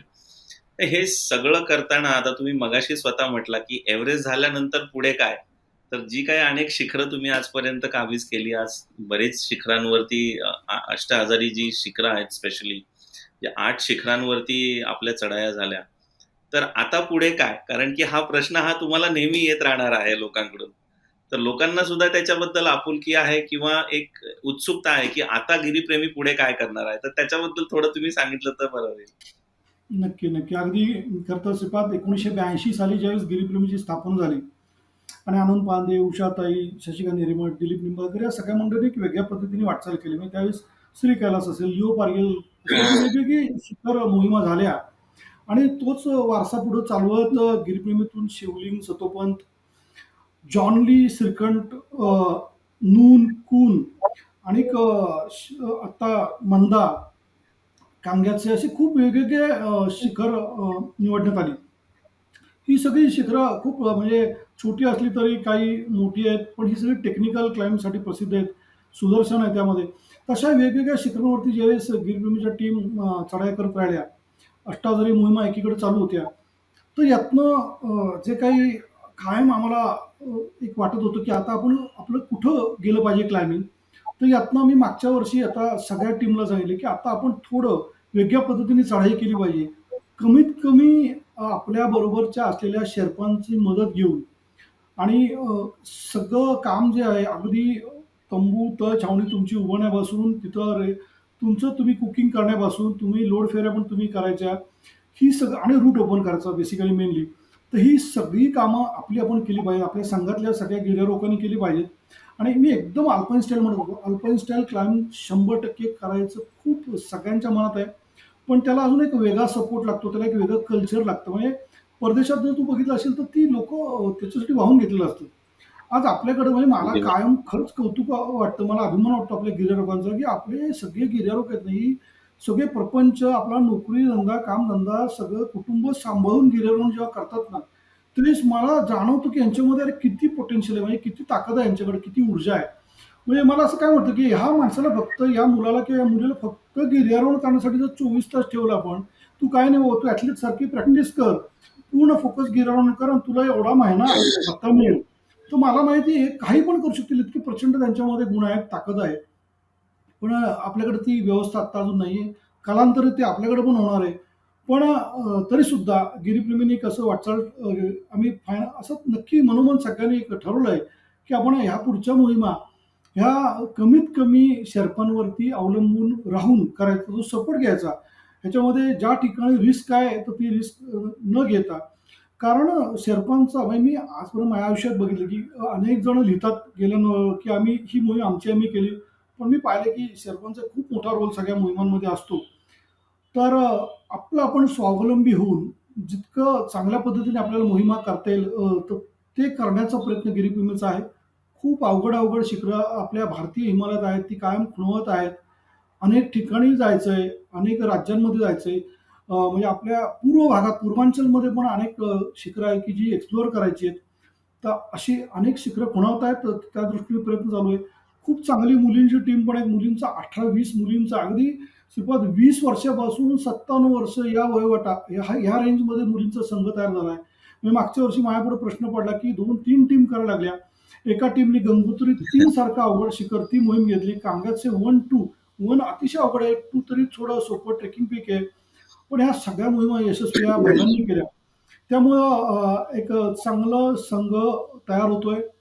चांगलं पीक निवडून वेगळ्या पद्धतीने म्हटलं तसं कमीत कमी भारवाहकांचा, कमीत कमी शेर्पांचा सपोर्ट घेऊन या पुढची वाटचाल करायचं गिरगिर्मीचा सगळा आमचा संकल्प आहे. वाह! खूपच छान. मामा गेल्या काही वर्षांमध्ये जी तुम्ही एक चळवळ उभी केलेली आणि ती खूप चांगल्या पद्धतीने उभी केलेली आहे. गार्डियन गिरीप्रेमी माउंटेनिअरिंग इन्स्टिट्यूट हा जो काही कॉन्सेप्ट तुम्ही महाराष्ट्रामध्ये आणला, तर याच्या मागची संकल्पना काय होती आणि हे कशा पद्धतीने तुम्ही राबवताय? कारण की आज महाराष्ट्रातलं काही भारतातलं पहिलं असं तुमची संस्था आहे की जे पुणे युनिव्हर्सिटीशी संलग्न झालेले आहात आणि तुम्ही एक माउंटेनिअरिंगवरचा एक वेगळा कोर्सच तयार केलेला आहे. तर याबद्दल तुम्ही काय सांगाल? श्रीपाद अगदी 60-70 वर्ष आपल्या सह्याद्रीमध्ये अनेक गिर्यारोहक या ठिकाणी गिर्यारोहण करतायत. मी अगदी बाबासाहेब कोडी दांडेकर आणि त्यांच्या आधीपासून सुद्धा जी मंडळी अनेक लोकं खूप थोर लोकं आहेत आपल्याकडं, की ज्यांनी या गिर्यारोहणासाठी हा धाडसी क्रीडा प्रकार आपल्या समाजामध्ये रुजवून आयुष्यभर त्यांनी प्रयत्न केले. मला असं कायम जाणवायचं, की या सगळ्यांची इच्छा असायची, की आपल्या एवढा मोठा सह्याद्रीचा रेंज आपल्याकडे आहे, एवढी मोठी पर्वतरांग आहे. गडकोट किल्ले इतके आहेत, की जिथे सगळे गिर्यारोहक तयार होत आहेत. या मातीत ते घडतायत. तर या ठिकाणी एक चांगली ट्रेनिंग इन्स्टिट्यूट कारण कुठलीही गोष्ट शिकायची म्हणली, की त्याची शिक्षणाची, प्रशिक्षणाची व्यवस्था असली पाहिजे. तर ही या सह्याद्रीत उभी राहावी असं अनेकांच्या मनात होतं. पण ते मनात असणं, प्रत्यक्ष ती उभी करणं आणि चालवणं हे खूप वेगळं आहे. कारण चालवणं माझ्या दृष्टीने खूप अवघड असतं. पण मी परत त्या एव्हरेस्ट मोहिमेला आणि त्या एव्हरेस्ट मोहिमेला सपोर्ट केलेल्या सगळ्यांना धन्यवाद देईन. कारण या मोहिमेमुळं गिरीप्रेमीचा परिवार इतका विस्तारला, गिरीप्रेमीला इतके प्रचंड हितचिंतक लाभले आणि पुढच्या अष्टाधारी मोहिमेनंतर ते वाढत गेलं आणि त्याचा सगळ्याचा परिणाम म्हणजेच Guardian Giripremi Institute of Mountaineering ही उभी राहिली. 2015 मध्ये ज्यावेळेस आपल्या ऑलिम्पियन चॅम्पियन सरिता देवीने त्याची अनाउन्समेंट केली त्यावेळेस बाबासाहेब पुरंदरे होते, मनीष साबळे त्यावेळेस होतेच आणि महाजन सर होते. या सगळ्यांच्या उपस्थितीत ती अनाउन्समेंट झाली आणि एक वेगळी व्यवस्था उभी जेव्हा झाली त्यावेळेस ह्याच्यात काय करतात गिरीप्रेमी आधी एक एन-जी-ओ म्हणून काम करतच होतं. पण आता हेच काम प्रोफेशनली या इन्स्टिट्यूटमध्ये सुरू झालंय आणि ते म्हणजे संपूर्ण फोकस 10 ते 16 वर्ष या वयोगटाच्या मुलां-मुलींवर आहे. यांच्यासाठी आव्हान निर्माण उडाण हा एक 5 वर्षाचा अभ्यासक्रम सुरू केलाय. अगदी शिस्तबद्ध अभ्यासक्रम आहे. हा आउटडोअरमधला अभ्यासक्रम आहे. म्हणजे या वयोगटातल्या मुलांनी साहस केलं पाहिजे आणि साहस करत आपण म्हणतो ना माउंटेनमध्ये मी काय शिकलो, काय व्हॅल्यूज माझ्यामध्ये आल्या, तर ह्या सगळ्या व्हॅल्यूज त्यांच्यामध्ये रुजवण्याचा प्रयत्न या अभ्यासक्रमाच्या माध्यमातून होतोय. आपण काय म्हणतो, की गिर्यारोहणामुळे काय घडलं? गिर्यारोहणामध्ये माझं व्यक्तिमत्व संपन्न झालं. मी चांगले डिसिजन घेऊ शकतो. संघभावना वाढीस लागली. माझ्यातले नेतृत्व गुण चांगले बाहेर आलेत. ह्या सगळ्या गोष्टी ज्या आहेत म्हणजे एकूणच पर्सनॅलिटी डेव्हलपमेंटचा जो खूप मोठा विषय जो गिर्यारोहणामध्ये घडतो. म्हणजे मी काय म्हणतो, की गिर्यारोहण एक धाडसी क्रीडा प्रकार तर आहेच, पण त्याही पलीकडं एक लाईफस्टाईल आहे. खूप चांगली जीवनशैली आहे. मग या जीवनशैलीला सिस्टमॅटिकली अभ्यासक्रमात बसवून त्याचा एक करिक्युलम तयार केला आहे 5 वर्षाचा. त्याला आव्हान निर्माण उडाण त्याचे काही लेव्हल्स आहेत. आणि तुला सांगतो, की पुण्यामध्ये हे जेव्हा 2015 मध्ये सुरू झालं, तर हे आज मुंबईमध्ये ब्रांच आहे. अजून महाराष्ट्रातल्या अनेक ठिकाणी बोलवत आहेत आणि खूप चांगल्या पद्धतीने वाढतंय. याचबरोबर समाजातल्या इतर वयोगटातल्या इतर घटकांसाठी पण छोटे-मोठे सगळे कोर्सेस सुरू केलेत. त्यामध्ये महिलांसाठी आहेत, ज्यामध्ये सीनियर सिटिझनसाठी आहेत, ज्यामध्ये कॉर्पोरेटसाठी आहेत. म्हणजे समाजातल्या प्रत्येक सेक्टरमधल्या प्रत्येक घटकासाठी त्या ठिकाणी 2 दिवसापासून 7 दिवसाचे, 14 दिवसाचे असे वेगवेगळे अभ्यासक्रमाचे कोर्स सुरू केलेत. आणि हे सगळं करत असताना काय कारण तुला माहिती आहे, की गिर्यारोहण करायचं, या खेळामध्ये यायचं, तर गिर्यारोहण करण्याचं ग्राउंड काय आहे? तर गिर्यारोहणासाठी तुम्हाला निसर्गात जायचं आहे आणि मग निसर्गाचा कॅनव्हास इतका प्रचंड मोठा आहे, की त्या निसर्गात असलेलं पानं, फुलं, पशु, पक्षी, तिथली माती, दगड, इतिहास इतक्या अनंत गोष्टी आहेत. ते हे सगळ्याला स्पर्श करून एक छान अभ्यासक्रम तयार झालाय. तो अभ्यासक्रम कायम अपडेट होतोय. खूप चांगली टीम इन्स्टिट्यूटची तयार झाली आहे. म्हणजे काही जण आहेत, की ज्यांनी आपलं आयुष्य याच्यासाठी दिलं आणि तेव्हाच इन्स्टिट्यूट उभी राहिली. भूषण आरचे आहे, विवेक शिवदेसारखा IIT पवईमधला एम-टेक केलेला मुलगा आहे. दिनेश कोतकर आहे, अंकित सोनी अशी खूप 9 जणांची टीम त्या ठिकाणी परमनंटली हे काम पाहतीये. आणि मग ह्याच्यातून एक 6 वर्ष मी खूप वेगळं काम करत होतो, की हे सगळंचा एक अभ्यासक्रम करून डिप्लोमा सुरू झाला पाहिजे, यासाठी प्रयत्न करत होतो. खूप आवडत होते कारण हे सगळं ज्यावेळेस त्याचा डिप्लोमा करायचा आहे, तर त्याला आजच्या शिक्षण पद्धतीत बसवायचं, त्याचे मार्क्स किती, तास किती, सब्जेक्ट कुठले, त्याचं इव्हॅल्युएशन कसं होणार, परीक्षा कशी होणार, हे सगळं कागदावर बसवणं. पण ते चॅलेंज सगळं माझ्या टीमने घेतलं आणि हे सगळं आपल्या विद्यापीठामध्ये दिल्यानंतर सावित्रीबाई फुले पुणे विद्यापीठाने हे सगळं ॲक्सेप्ट केलं. माननीय कुलगुरू नितीनजी करमळकर सर, प्रकुलगुरू उमराणी सर आणि एज्युकेशन डिपार्टमेंटचे डायरेक्टर संचालक माने सर यांचं खूप मोठं सहकार्य लाभलं आणि त्यामुळं भारतात पहिल्यांदा adventure is now part of education आणि हा डिप्लोमा 1 वर्षाचा सुरू झाला आहे. पहिलं सेमिस्टर संपलंय. ह्याचं दुसरं सेमिस्टर काल 1 तारखेपासून सुरू झालंय आणि या सेमिस्टरमधलं प्रॅक्टिकल ट्रेनिंग जे आहे, त्याच्यासाठी भारतातली premier institute Nehru institute of mountain बरोबर आपलं टायअप झालंय आणि 5 वर्षाचा एमओयू त्यांच्याबरोबर टायअप झालाय आणि त्याच्यामुळं आज ही सगळी विद्यार्थी त्या ठिकाणी बेसिक माउंटेन कोर्सला म्हणजे अतिउंचीवरचं प्रशिक्षण पण घेणार आहेत आणि त्यांचं बेसिक माउंटेन कोर्स पण होणार आहे. अशा पद्धतीची एक व्यवस्था तयार झाली. तर मला वाटतं हे सगळं वेगळं करण्याचं काम इन्स्टिट्यूटच्या माध्यमातून होतंय. त्याचबरोबर 3 महिन्याचा certificate in mountaining and allied course हाही विद्यापीठाबरोबर सुरू केलाय. तोही परवा सुरू झाला आणि ह्याच्यामध्ये फक्त महाराष्ट्रातून नाही, तर संपूर्ण भारताच्या अनेक भागातून आणि परदेशातून सुद्धा विद्यार्थ्यांनी सहभाग घेतलाय. त्यामुळं आता हे शिक्षणात आलंय. आपल्या 2020चं जे नॅशनल एज्युकेशन पॉलिसी आहे, त्या पॉलिसीमध्ये लाईफ स्किल आणि ॲडव्हेंचर याच्यावरती खूप मोठा भर दिला आहे आणि मला खात्री आहे की येणाऱ्या भविष्यात हे सगळं अजून खूप वाढणार आहे आणि त्यासाठी जे प्रयत्न चालले आहेत ते योग्य दिशेने चाललेत असं मला वाटतं. पण हे खूप वेगळं आहे, चॅलेंजिंग आहे. आपल्या देशात हे नवीन आहे. कारण आउटडोअरमध्ये एखादा अभ्यासक्रम मुलांसाठी किंवा समाजातल्या इतरांसाठी तयार करणं हेच आधी चॅलेंज होतं. पण ते मला वाटतं माझ्या टीमने खूप चांगल्या प्रकारे ते घेतलं आणि आज खूप चांगल्या पद्धतीने ह्या डिप्लोमाचा आणि सर्टिफिकेट कोर्ससाठी खूप चांगलं शिक्षण लोकांपर्यंत पोहोचतंय. त्यासाठी महाराष्ट्रातले नव्हे तर देशातले चांगले गिर्यारोहक फॅकल्टीज वेगवेगळे विषयाचे त्याच्यामध्ये आपलं योगदान देत आहेत. तेही खूप छान आहे आणि त्यामुळं हा कोर्स खूप चांगल्या पद्धतीने चाललाय. वाह! खूपच छान. हे सगळं करताना तुम्हाला म्हणजे हे बऱ्यापैकी सोशल वर्क आहे. म्हणजे तुमचा याच्यामध्ये जो जाणारा वेळ आहे आणि तुमचा व्यवसायाचा जो वेळ आहे, याची सांगड तुम्ही कशी घालता? म्हणजे आणि या सगळ्यांसाठी फॅमिलीकडून कितपत चांगल्या पद्धतीने सपोर्ट मिळतो? तर हे खूप अवघड असतं. खरं तर हा प्रश्नही अवघड आहे. मलाही खूप अवघड कायमच चॅलेंज असतं. पण खरं सांगू अगदी प्रामाणिकपणे, की या सगळ्यासाठी माझ्या कुटुंबाची म्हणजे माझी बायको आहे, मुलगा आहे, यांची प्रचंड साथ आहे, बहिणींची, सगळ्यांचीच. आणि माझ्या ऑफिसमध्ये मी कर सल्लागार, टॅक्स कन्सल्टंट म्हणून काम पाहतोय गेली 30 वर्ष. पण माझ्या ऑफिसमध्ये जे काही माझे सहकारी आहेत, त्यांचं पण मला प्रचंड साथ आहे. माझे क्लायंट्स आहेत, त्यांचं पण सहकार्य आहे. कारण 2012 मध्ये ज्यावेळेस एव्हरेस्टच्या मोहिमेला मिळालेल्या यशानंतर मी घरामध्ये माझा त्याच्या आधी माझे 3-4 वर्ष पूर्ण ह्याच्यात गेले होते. पण मी घरात सांगितलं, की मला अजून हे सगळं कशासाठी केलंय? फक्त एव्हरेस्टवरती झेंडा लावायचा ते एक होतंच. पण त्याच्यामागची व्हिजन मोठी होती, ही सगळी होती.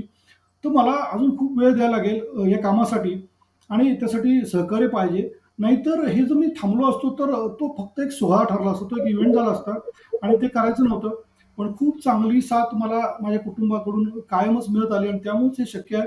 पण एक वेगळी कसरत असते ती. पण याच्यामध्ये मी पास यासाठी होतोय कारण या सगळ्यांचं सहकार्य मला चांगलं आहे आणि मग हे पाठबळ असल्यावर नक्की काम करायला पण खूप हुरूप येतो. मी माझ्या इतर सहकाऱ्यांना सुद्धा ज्यावेळेस मोहिमांमध्ये ज्यावेळेस मी त्यांना घेत असतो, तर त्या सगळ्या गिर्यारोहकांच्या कुटुंबांनाही मी कायम सांगत असतो, की तुम्ही फुल त्यांना सपोर्ट करा. तुम्ही पूर्ण हृदयापासून त्यांना सपोर्ट करा आणि मग बघा ही मंडळी हे सगळे गिर्यारोहक फील्डवरती किती चांगला कामगिरी करतात. त्याचा अनुभव आम्ही घेतलाय. कारण घरून जर सपोर्ट कमी असेल, तर मग तो कुठेतरी खेचला जातो माणूस आणि जर त्याला घरून पूर्ण सपोर्ट मिळाला फॅमिलीचा, तर मग तो खूप काही करतो. तो अनुभव घेतला. पण नक्कीच माझ्या कुटुंबाचं कायमच मला खूप मोठा सपोर्ट यासाठी आहे. वा, खूपच छान. इनफॅक्ट मला इथे या कार्यक्रमाच्या निमित्ताने असं सांगावं असं वाटतंय, कारण की मी बरेच वर्ष तुमच्या बरोबर आहे आणि तुम्हाला खूप जवळनं ऑब्झर्व केलेलं आहे, की तुमचा हे जे लीडरशिप क्वालिटी आहे, सगळ्यांना बरोबर घेऊन जाणं आणि एखादी गोष्ट ठरवली तर ती करणं आणि एक पूर्णत्वास नेणं, ही तुमच्यातली फार मोठी लीडरशिप क्वालिटी आहे, की जी सगळ्यांनी फॉलो करावी. हे करताना हे सगळं चालू असताना गेली अनेक वर्ष तुम्ही एक्सपिडिशन्स करताय, भरपूर मोहिमा करताय. तर पुस्तकाची कल्पना कशी समोर आली? म्हणजे तुम्ही आत्ताच रिसेंटली 2014 मध्ये अर्थात ते पुस्तक प्रकाशित झालंय. आत्ताही रिसेंटली तुमचं अजून एक पुस्तक प्रकाशित झालं. तर हे लिखाणामागचं कल्पना काय होती?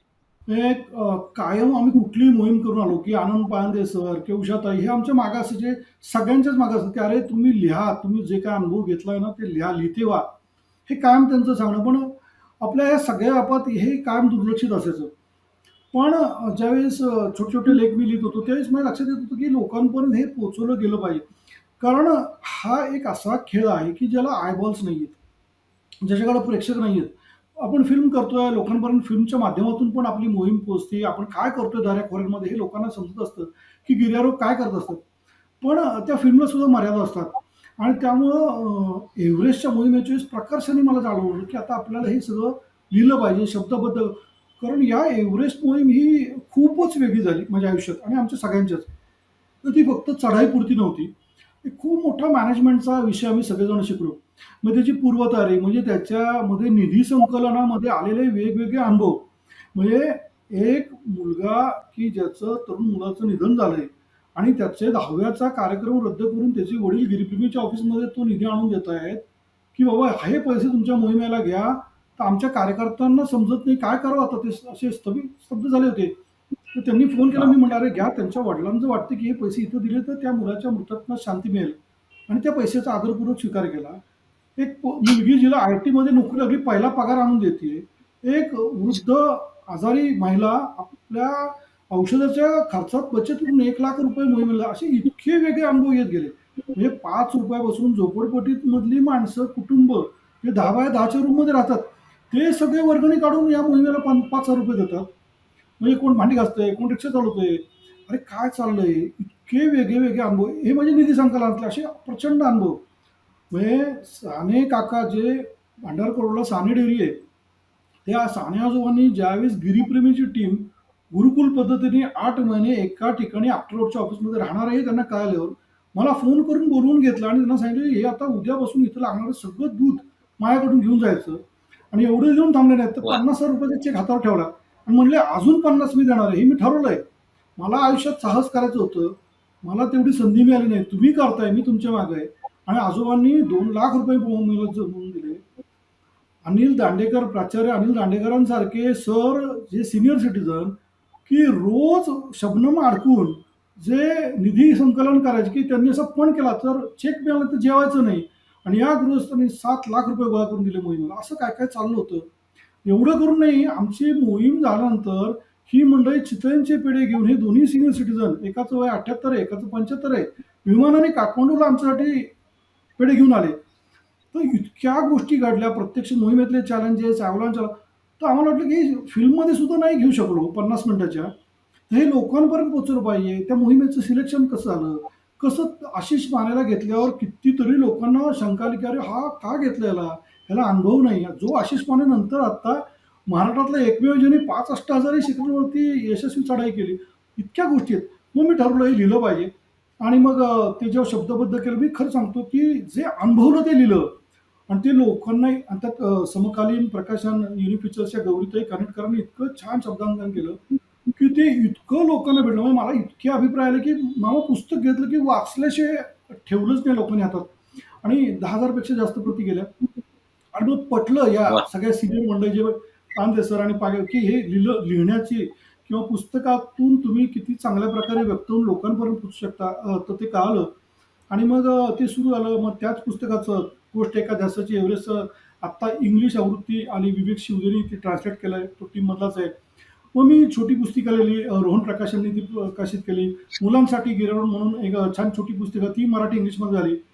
शेर्पांवरती रोहनमध्ये माझं एक छान पुस्तक झालं की माझ्या आयुष्यात जे शेर्पा आले वेगवेगळे, ते खूप वेगळे होते. म्हणजे ते तर सगळे चढाईसाठी तर प्रसिद्ध होतेच.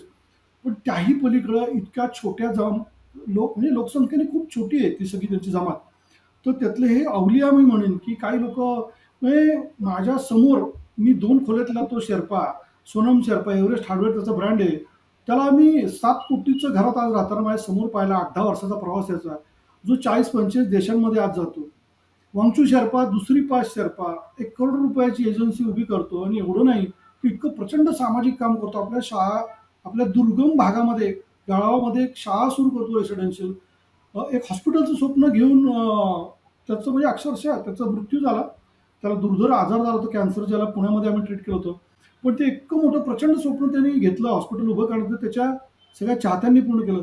अशी विलक्षण माणसं माझ्या आयुष्यात आली. तर मी यांच्यावरती लिहिलंय की मला वाटलं हे कुठेतरी इन्स्पायरिंग आहे सगळ्यांसाठी. मग ते पुस्तक पण इंग्लिशमध्ये झालं.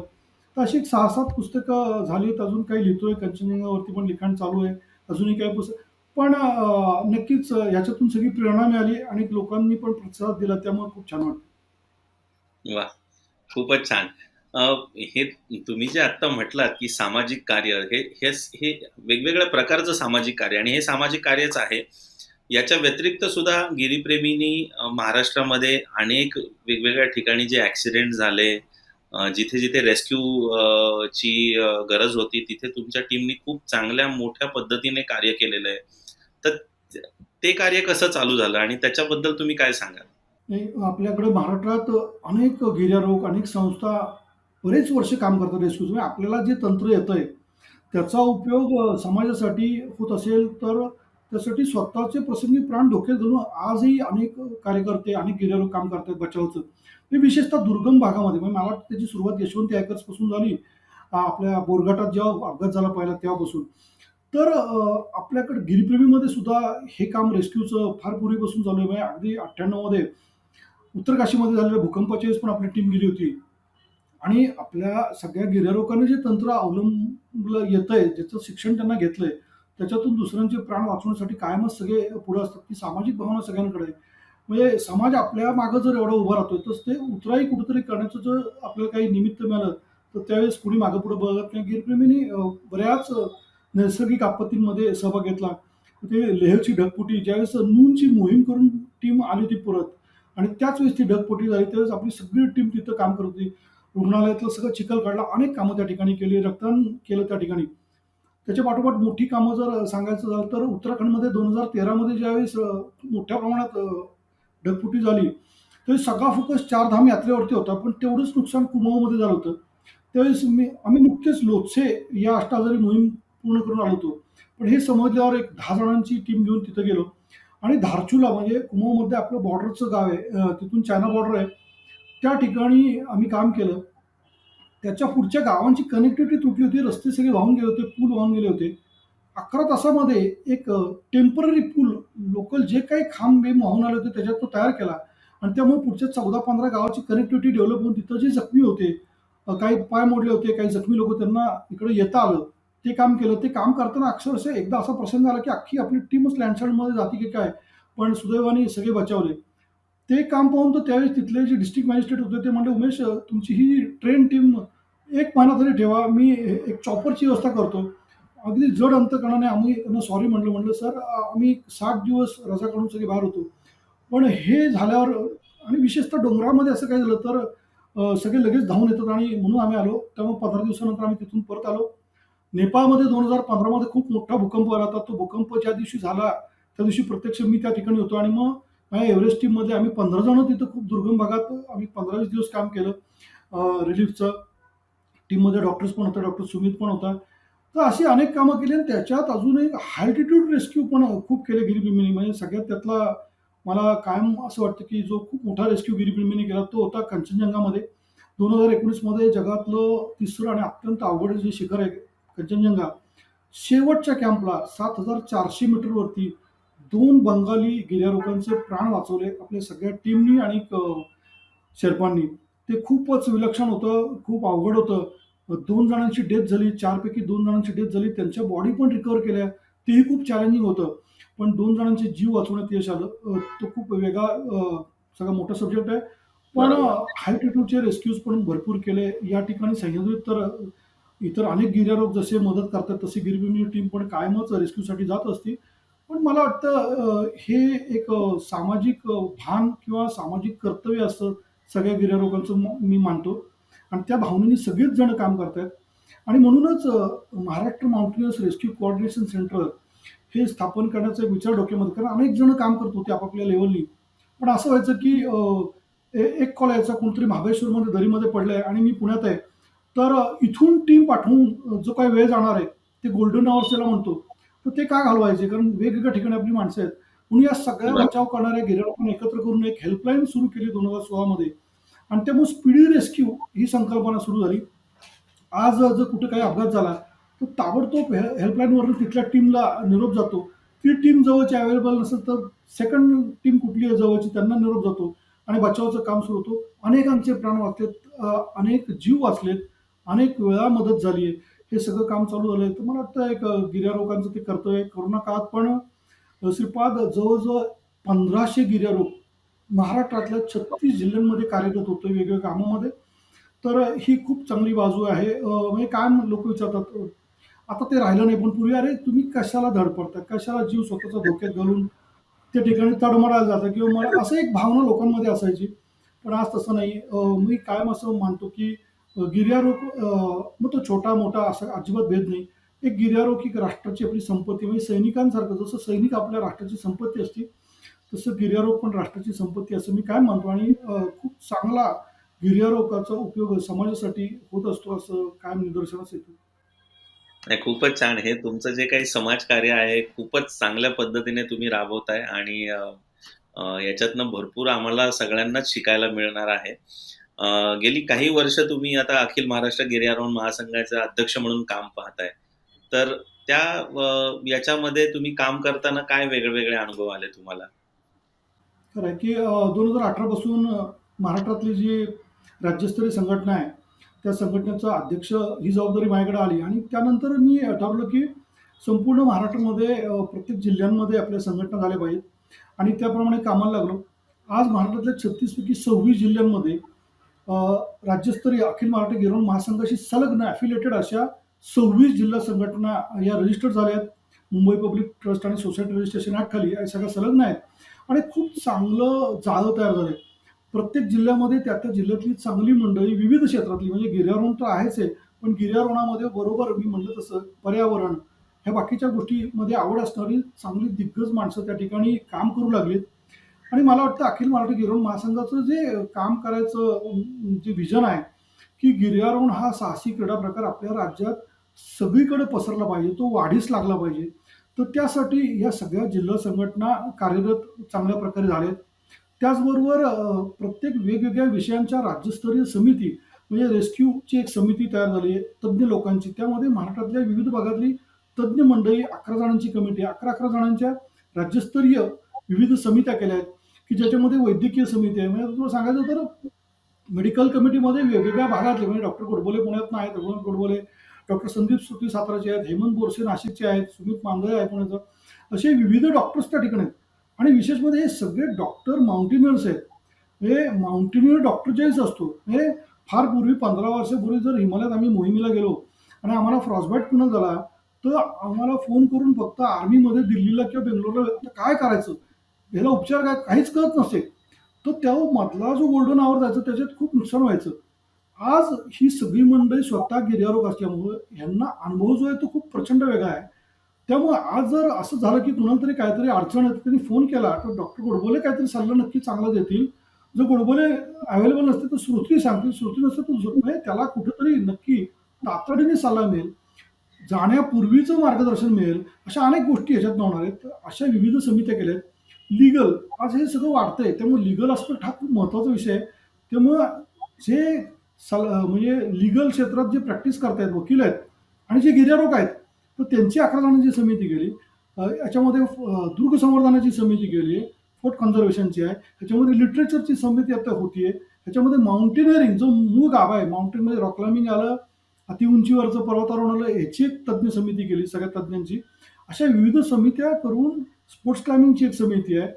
पण हे सगळ्यातून आपण काय करतोय की ह्या विषयाला कसं चांगल्या पद्धतीने आपल्या समाजामध्ये पसरवता येईल, आपल्या पिढीला कसं चांगलं मार्गदर्शन करता येईल यासाठीचं काम चाललंय. आणि मला वाटतं हे ह्या 2-3 वर्षाच्या कामात मला कार्यकाळात करायला मिळालं. अजून 1 वर्ष आहे. पण माझा प्रयत्न आहे की काही चांगल्या गोष्टी उपक्रम सुरू करायचे. त्याप्रमाणे गुणी दांडेकरांच्या जन्मदिनी महाराष्ट्रातल्या सगळ्यांनी दुर्गांवरती भेटी द्याव्यात त्या दिवशी आणि गुणीदांच्या विचारांचं एक जागरण करावं असा एक उपक्रम सुरू केला. त्यामुळं गुणीदा दुर्गवारी दिन जाहीर केलाय. आंतरराष्ट्रीय पर्वत दिन जो आहे, आपल्या पर्वतांचं आपल्या आयुष्यातलं, आपल्या पृथ्वीवरचं महत्त्व आता आता सगळ्या लोकांना कळू लागले की किती महत्त्व आहे. हे जपणं किती महत्त्वाचं आहे. यासाठी 11 डिसेंबर हा आंतरराष्ट्रीय पर्वत दिन पण आता महासंघाच्या माध्यमातून मोठ्या प्रमाणात महाराष्ट्रभर साजरा होऊ लागलाय. असे खूप वेगवेगळे उपक्रम चालू आहेत. आताच गुणीदांच्या जीवनावरती किंवा गुणीदांचं किल्ल्यांचं त्यांचा म्हणजे दृष्टिकोन कसा होता, तर ह्यावरती एक खूप छान फिल्म तयार होती, एक शॉर्ट फिल्म तयार होतीये. अजून 1 महिना, दीड महिन्यात ती प्रदर्शित होईल संपूर्ण महाराष्ट्रामध्ये, देशामध्ये. त्याचं काम चालू आहे त्या फिल्मचं महासंघाकडून. पोलादपूरच्या माडपच्या जवळ एक दुर्गम भागातली शाळा पडली आहे. तर रायगड जिल्हा असोसिएशनच्या माध्यमातून ती शाळा परत पुनर्बांधणी करून देण्याचं एक काम चालू आहे. असं वेगवेगळं वा. काम महासंघाच्या माध्यमातून चालू आहे आणि ते विशेषतः गिर्यारोहण खऱ्या अर्थाने आपल्या महाराष्ट्राच्या प्रत्येक जिल्ह्यामध्ये वाढीस लागावं यासाठी कटिबद्ध होण्याचा एक प्रयत्न चालू आहे. नाही, खरं तर या निमित्ताने गिर्यारोहणाची जागरूकता वाढवणे आणि या क्षेत्राला मुख्य प्रवाहात आणणे म्हणजे या वेगवेगळ्या कामातनं हे खूप चांगली गोष्ट तुमच्या हातून घडतीये. हे खूप कौतुकास्पद गोष्ट आहे. तुम्ही या सगळ्यातनं आजच्या नवीन पिढीला काय सल्ला द्याल? म्हणजे आजची तरुण पिढी जी आहे, बऱ्याच ठिकाणी फिरतात, बऱ्याच ठिकाणी जातात, क्लाइम्बिंग करतात. पण एक एक प्रॉपर ट्रेनिंग मिळणं किंवा एक चांगल्या पद्धतीने त्यांनी काही गोष्टी फॉलो करणं, तर याबद्दल तुम्ही काय सांगाल? मी खरंच आजची पिढी मी त्यांच्याकडं खूप आशावादी आहे आजच्या पिढीकडे. कारण आजची पिढी खूप बदलली, खूप वेगळी आहे. म्हणजे ज्या काळात आम्ही गिर्यारोहण करतो की आमच्या आधीच्या पिढी आमच्याकडे वेळ होता. प्रचंड वेळ होता. आज सगळ्यांचंच आपलं आयुष्य बदललंय. पण ह्याच्यात सुद्धा आजची पिढी गिर्यारोहणाकडं येतीये. मध्यंतरी एक असा थोडा काळ होता की असं वाटत होतं की अरे हे सगळं कमी होतंय का काय? पण मी आता पाहतोय की खूप मोठ्या प्रमाणात हां, ठीक आहे काही जण वेगळ्या कारणासाठी येत आहेत, पण ते चालू राहणार आहे. पण ज्यांना खरंच सिरियसली या स्पोर्ट्समध्ये करिअर करायचं आहे आणि खूप करिअर अपॉर्च्युनिटीज आहेत. म्हणजे आज तूच त्याचं एक मोठं उदाहरण आहे की यामध्ये आपण आपलं आयुष्यात म्हणजे आपलं आर्थिक करिअर पण खूप चांगल्या प्रकारे आपापल्या ॲबिलिटीप्रमाणे करू शकतो. याच्यासाठी पण प्रचंड मोठा वाव आहे. तर ह्या क्षेत्राकडे खूप मोठ्या प्रमाणात तरुण-तरुणी आकर्षित होत आहेत. तर मी त्यांना एकच सांगेन, की तुम्ही ह्याच्यामध्ये मास्टर व्हा. म्हणजे त्याच्यामध्ये जे काही शिकण्यासारखं आहे ते सगळं शिकून घ्या. योग्य प्रशिक्षण घ्या, सराव करा आणि तुम्ही मास्टर व्हा. हे प्रत्येकजण चांगला रॉक क्लाइंबरच होईल असं नाही. काहींना चांगलं रॉक क्लाइम्बिंग जमेल, काहींना चांगलं बिलिंग जमेल, काहींना चांगलं हिमालयाचं पीक क्लाइम्बिंग जमेल, काहींना चांगलं ट्रेक लीडर व्हायचं काम जमेल. अशा वेगवेगळ्या गोष्टी जमतील. पण जे तुम्हाला नक्की चांगलं जमतंय त्याच्यावर पूर्ण फोकस करा. प्रॉपर ट्रेनिंग घ्या, सराव करा आणि ह्या गिर्यारोहणाला जर आपल्या आयुष्याचा भाग जर तुम्ही करून घेतलात, तर मला 100% खात्री आहे की तुमच्या आयुष्यात तुम्हाला कधीही अपयश कुठलंही आलं, अपयश येणार नाही असं होणार नाही. छोटं-मोठं अपयश माणसाला येतच असतं आणि ते आलं पण पाहिजे. प्रत्येक वेळेस यश येतच असं नाही. पण ते आलं तरी तुम्ही अजिबात डगमगून जाणार नाही. तुम्ही तुमचा आयुष्याकडे पाहण्याचा दृष्टिकोनच बदलून जाईल. म्हणजे आपण पाहतो ना, आपण एखादी मोहीम जेव्हा मोठी करून येतो, त्यावेळेस हे या ठिकाणी छोट्या-मोठ्या काही अडचणी येतात, तर काही वाटेनाच होतं. अरे हे ठीक आहे ना, ह्याच्यापेक्षा अवघड-अवघड आम्ही तिथं फेस केलंय. तर तो जो दृष्टिकोन, ते जे ती जी वृत्ती आपल्या अंगात भिनली ना, कारण मी कायम सांगतो एक उदाहरण देऊन. उषाताई गेले 40-45 वर्ष उषाताई पण गिर्यारोहण करतायत. तर उषाताईंना एकदा एक जीवन गौरव पुरस्कार मिळाला. त्यावेळेस उषाताईंना एका वार्ताहराने विचारलं, की "उषाताई तुम्ही एवढी भटकंती करताय, एवढं करताय, काय मिळालं तुम्हाला?" तर उषाताईंनी फार सुंदर एका वाक्यात उत्तर दिलं. त्या म्हणाल्या, मी सापडले या सगळ्या प्रवासात."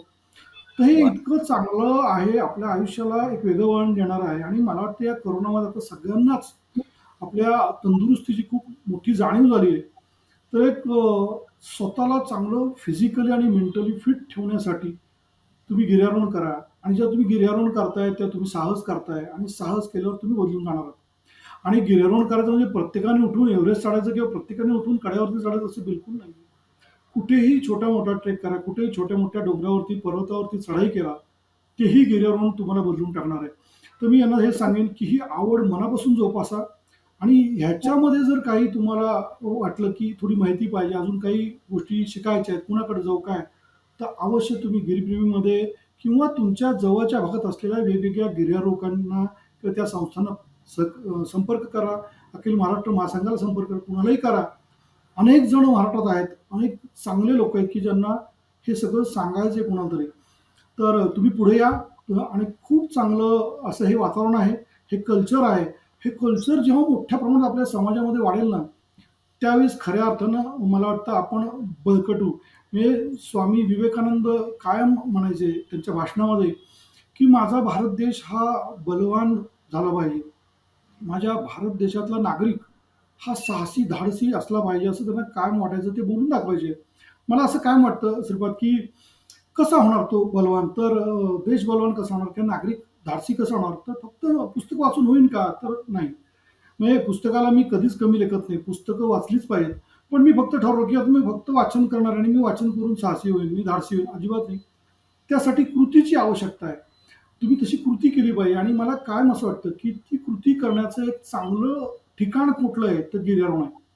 म्हणजे बघ एखादा सैनिक असतो किंवा कॅप्टन, मेजर कुठल्याही रँकचा असो आणि तुझा नातेवाईक असतो, माझा नातेवाईक असतो, मित्र असतो, आपल्या आजूबाजूचा असतो. तो आधी आपल्यासारखा सामान्य असतो. पण तो जेव्हा डिफेन्स फोर्सेसमध्ये जातो, तो सगळं ट्रेनिंग करून जेव्हा कधी आपल्याला भेटायला येतो, तेव्हा तोच माणूस, तोच आपला मित्र, तोच आपला नातेवाईक आपला इतका वेगळा वागतो आणि त्याच्याकडे बघून अरे हा काय? त्याचं ते कणखर व्यक्तिमत्व बघून आपल्यालाही वाटतं अरे कसं? तर ते कसं घडतं? तर तो ज्या ट्रेनिंगमधून जातो, ज्या प्रोसेसमधून त्याला ती प्रोसेस तसं घडवते आणि तो वेगळा होऊन जातो. तो कधी भीत नाही. तो आयुष्यातल्या प्रत्येक प्रसंगाला वेगळ्या पद्धतीने तोंड देतो. असं काहीसं ट्रेनिंग मला वाटतं या लाईफस्टाईलमध्ये गिर्यारोहणाचं आहे. म्हणजे खेळाच्या पलीकडं लाईफस्टाईल आहे. एक वेगळंच आहे. 100% साहसी क्रीडा प्रकार आहेच आहे. पण खेळाच्याही पलीकडे एक वेगळी जीवनशैली आहे. त्याच्यामध्ये सगळ्यांनी जरूर यावं. खूप छान लाईफस्टाईल आहे. याच्यामध्ये आलात की तुमचा स्वतःचा विकास प्रचंड मोठा होणार आहे आणि तो झाल्यामुळं तुमचं कुटुंब आनंदी राहणार आहे आणि सगळंच बदलत जाणार आहे. परदेशामध्ये खूप मोठ्या प्रमाणातल्या लोकांनी ओळखलंय आणि म्हणून खूप मोठ्या प्रमाणात ती लोकं शनिवार, रविवार अनेक साहसी गोष्टी करत असतात. त्यासाठीचं इन्फ्रास्ट्रक्चर तिथं रेडी असतं आणि त्यामुळं सोमवारी जेव्हा ते आपल्या कामावर असतात, तेव्हा ती प्रचंड एनर्जेटिक असतात. त्यांच्यामध्ये प्रचंड ऊर्जा असते आणि त्यामुळे त्यांची प्रॉडक्टिव्हिटी ज्यावेळेस वाढती, म्हणजेच त्यांच्या ऑर्गनायझेशनची, म्हणजेच त्यांच्या देशाची वाढती. असं ते गणित त्या लोकांनी ओळखलंय. आपल्याकडं हळू-हळू हे माहिती होऊ लागलंय. त्यामुळे मला वाटतं, की आजच्या तरुण पिढीने याच्याकडं खूप म्हणजे वेगळ्या नजरेने पाहावं. म्हणजे आपल्याला स्वतःला संपन्न करणं यासाठी हा एक चांगला विषय आहे. एक चांगली लाईफस्टाईल आहे. अशा दृष्टीने पाहावं असं मला वाटतं. एवढंच मी सांगतो. सगळ्यांचं स्वागत आहे आणि यासाठी काही मदत लागली, तर कधीही संपर्क करा. गिरीप्रेमी म्हणून, महासंघ म्हणून आम्ही कायम तयार आहोत. वा. खूपच चांगल्या पद्धतीने तुम्ही सांगितलत आणि आजकालची जी पिढी आहे, त्यांना खरोखर मार्गदर्शनाची आवश्यकता आहे आणि तुम्ही ज्या पद्धतीने सांगितलं नक्कीच ते तुमच्याशी कॉन्टॅक्टमध्ये येतील आणि तुमच्याकडून भरपूर शिकायलाही मिळेल त्यांना. तुम्ही आत्ताच रिसेंटली काही वर्षांपूर्वी एव्हरेस्ट बेस कॅम्पला शिवाजी महाराजांचा पुतळा बसवला. तर याच्या मागची संकल्पना काय होती? म्हणजे हे खूप अफलातून कार्य आहे आणि खूप वेगळ्या पद्धतीचं आहे. तर ही कल्पना कशी सुचली? श्रीपाद, एव्हरेस्ट मोहीम नक्की झाली आणि त्याच्या 1 वर्ष आधी 2011 मध्ये मी आणि भूषण आरशे आम्ही दोघं रेकीसाठी गेलो. तर प्रत्यक्ष ज्यावेळेस 2011 मध्ये इतर देशांच्या मोहिमा चालू होत्या, त्यावेळेस आम्ही तिथं पोहोचलो.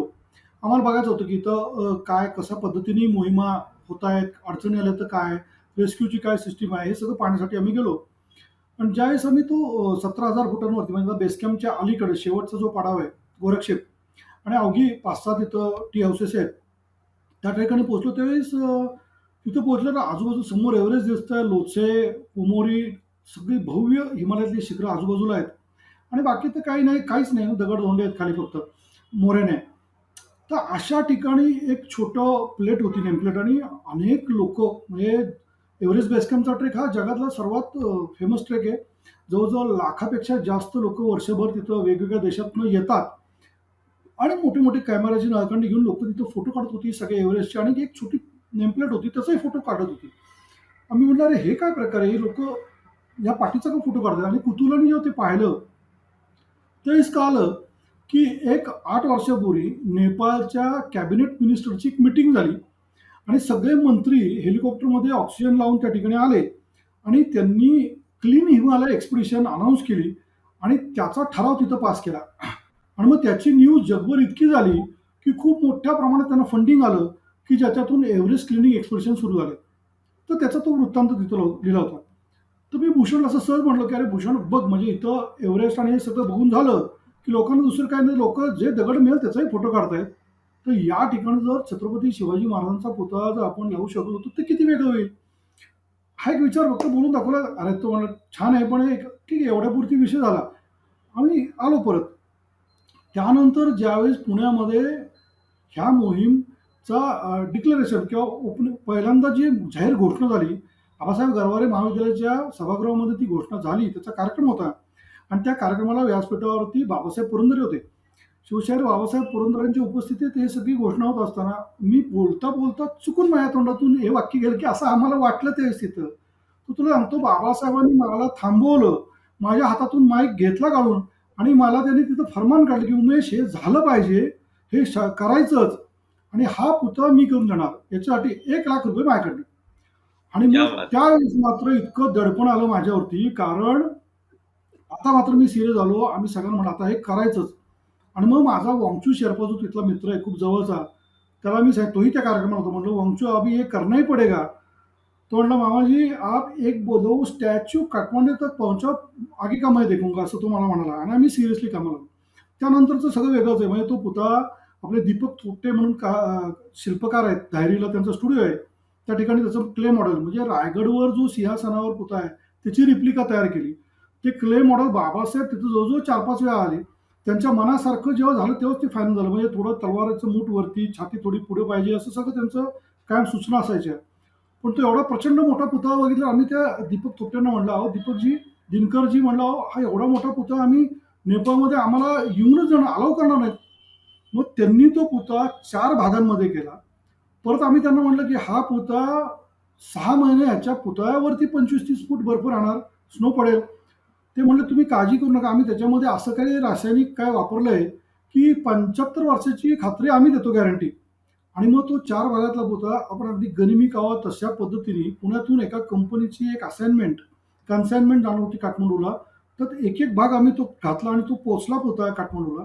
तिथून पुढे वांगचूच्या शर्फाने तो हेलिकॉप्टरमधून नामचे बाजारपर्यंत नेला आणि तिथून पाठीवरनं तो पुतळा गोरक्षेपला गेला.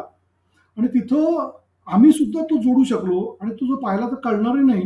इतक्या सोप्या पद्धतीचं ते काम केलं त्यांनी आणि त्याच्यात जे काही रसायन टाकलं आणि तो पुतळा तिथं उभा राहिला. पसांग वाह! शर्मा म्हणून माझा गोरक्षेपमधला मित्र आहे, त्यांनी ती जागा महाराजांच्या पुतळ्यासाठी दिली. हे खूप अवघड होतं, कारण एका दुसऱ्या देशात नॅशनल सगरमाथा नॅशनल पार्कमध्ये तो उभा करायचा. सुरुवातीला काही शेर्पांचा असा आक्षेप आला, की आमच्या शेर्पांमध्ये जिथं आम्ही बुद्धांचा पुतळा आजपर्यंत उभा केला नाही, तर हे शिवाजी महाराज कोण? त्यावेळेस मी थोडा धार्मिक असा तो एक थोडा आधार घेतला पण ही जी शेर्पा जमात आहे ही खूप श्रद्धाळू आहे. मी त्यांना सांगितलं की आमचे शिवाजी महाराज म्हणजे प्रत्यक्ष शिवाचा अवतार आहे. नेपाळमध्ये पशुपतीचं वास्तव्य, पशुपती मंदिर आहे आणि हे सगळे शेर्पा पशुपतीचे खूप मानतात, भक्त आहेत. त्यांना सांगितलं हा शिवाचा अवतार आहे आणि ह्यांचं इथं वास्तव्य असल्यामुळे आम्हाला अशी विश्वास आहे की आमची मोहीम निर्धोक पार पडेल. असं सांगितल्यावर त्यांचं सगळ्यांचं सहकार्य मिळालं आणि त्याही पुढे जाऊन तो फक्त पुतळा बसवला नाही, तर त्या पुतळ्याच्या जिथं बसवला आहे, तर त्या पुतळ्याच्या निमित्तानं छत्रपती शिवाजी महाराज शेर्पा सोशल प्रोजेक्ट म्हणजे त्या खोऱ्यातल्या, खुंबू खोऱ्यातल्या वंचित गरीब शेर्पांसाठी आपण प्रोजेक्ट सुरू केला. दरवर्षी ₹1,00,000 निधी त्याच्यासाठी असतो. तिथल्या गरीब विद्यार्थ्यांना वेगवेगळ्या वस्तूंचं वाटप झालं. खुमजुमच्या हिलरी स्कूलमध्ये लॅपटॉप, प्रोजेक्टर दिले. डिंगबोचेचा एक स्तूपा त्याच्या जीर्णोद्धाराला मदत केली. गरीब पोर्टरना आपण हेडलाईट्स वाटले. असे वेगवेगळे उपक्रम होत आहेत. पण आत्ता अलीकडे 5 वर्षात नामचे बाजारमधल्या 2 शेर्पांच्या मुली ज्या अत्यंत ब्रिलियंट आहेत, त्यांचं पदवीचं शिक्षण सगळं पोस्ट ग्रॅज्युएशनचं त्याची जबाबदारी घेतली कारण ते तिथे खूप महाग आहे आणि त्यांना पुण्यामध्ये आणलंय. एस-पी कॉलेजमध्ये ते आत्ता शेवटच्या वर्षाला आहेत. जी सगळी शिक्षणाची जबाबदारी घेतली. पुण्यातल्या असीम फाउंडेशनच्या वसतिगृहात त्यांच्या सहकार्याने ते राहत आहेत आणि असं वेगळं काम त्या प्रोजेक्टच्या अंडर चालू आहे. त्या पुतळ्याच्या आजूबाजूला फ्रेंचमध्ये, इंग्लिशमध्ये, नेपाळी भाषेत आणि हिंदी भाषेत महाराजांबद्दलची अगदी संक्षिप्त माहिती जी बाबासाहेबांनी लिहून दिली ती लिहिली आहे. जगभरातनं लोक येतात आणि विशेषतः ज्यावेळेस आपल्या महाराष्ट्रातून लोक तिथं जातात एव्हरेस्ट बेस कॅम्पला, तेव्हा शिवाजी महाराजांचा पुतळा आणि मागे एव्हरेस्ट जेव्हा बघतात ना, अक्षरशः लोकांच्या डोळ्यात पाणी येतं. पण एक समाधान आहे की आज जगातल्या सर्वोच्च ठिकाणी 17,000 फुटांवरती हे पुतळा बसू शकलो. म्हणजे महाराज तर नक्कीच त्यांची कीर्ती संपूर्ण जगभर आहे. पण एक छोटं कार्य त्या निमित्ताने होऊ शकलं याचा आम्हाला खूप आनंद आहे या निमित्ताने. वा, खूपच छान. तुमचं कौतुक करावं, जेवढं करावं तेवढं कमीच आहे याविषयी. थँक्यू. सर, तुमचे खूप खूप धन्यवाद. तुम्ही आम्हाला वेळ दिलात आज आणि आमच्या सगळ्या प्रश्नांची उत्तरं खूप चांगल्या पद्धतीने, खूप समर्पकतेने दिलीत. त्याच्याबद्दल तुमचे खूप खूप धन्यवाद. आम्ही परत तुम्हाला नक्कीच अशा वेगळ्या कार्यक्रमातनं परत तुमच्याशी कॉन्टॅक्ट करू आणि काही जरी आम्हाला मार्गदर्शन लागलं तर नक्की आम्ही तुमच्याकडे येऊ. धन्यवाद. नक्की श्रीपाद, धन्यवाद आणि सगळ्या तुमच्या संघाला, टीमला पण खूप शुभेच्छा. धन्यवाद.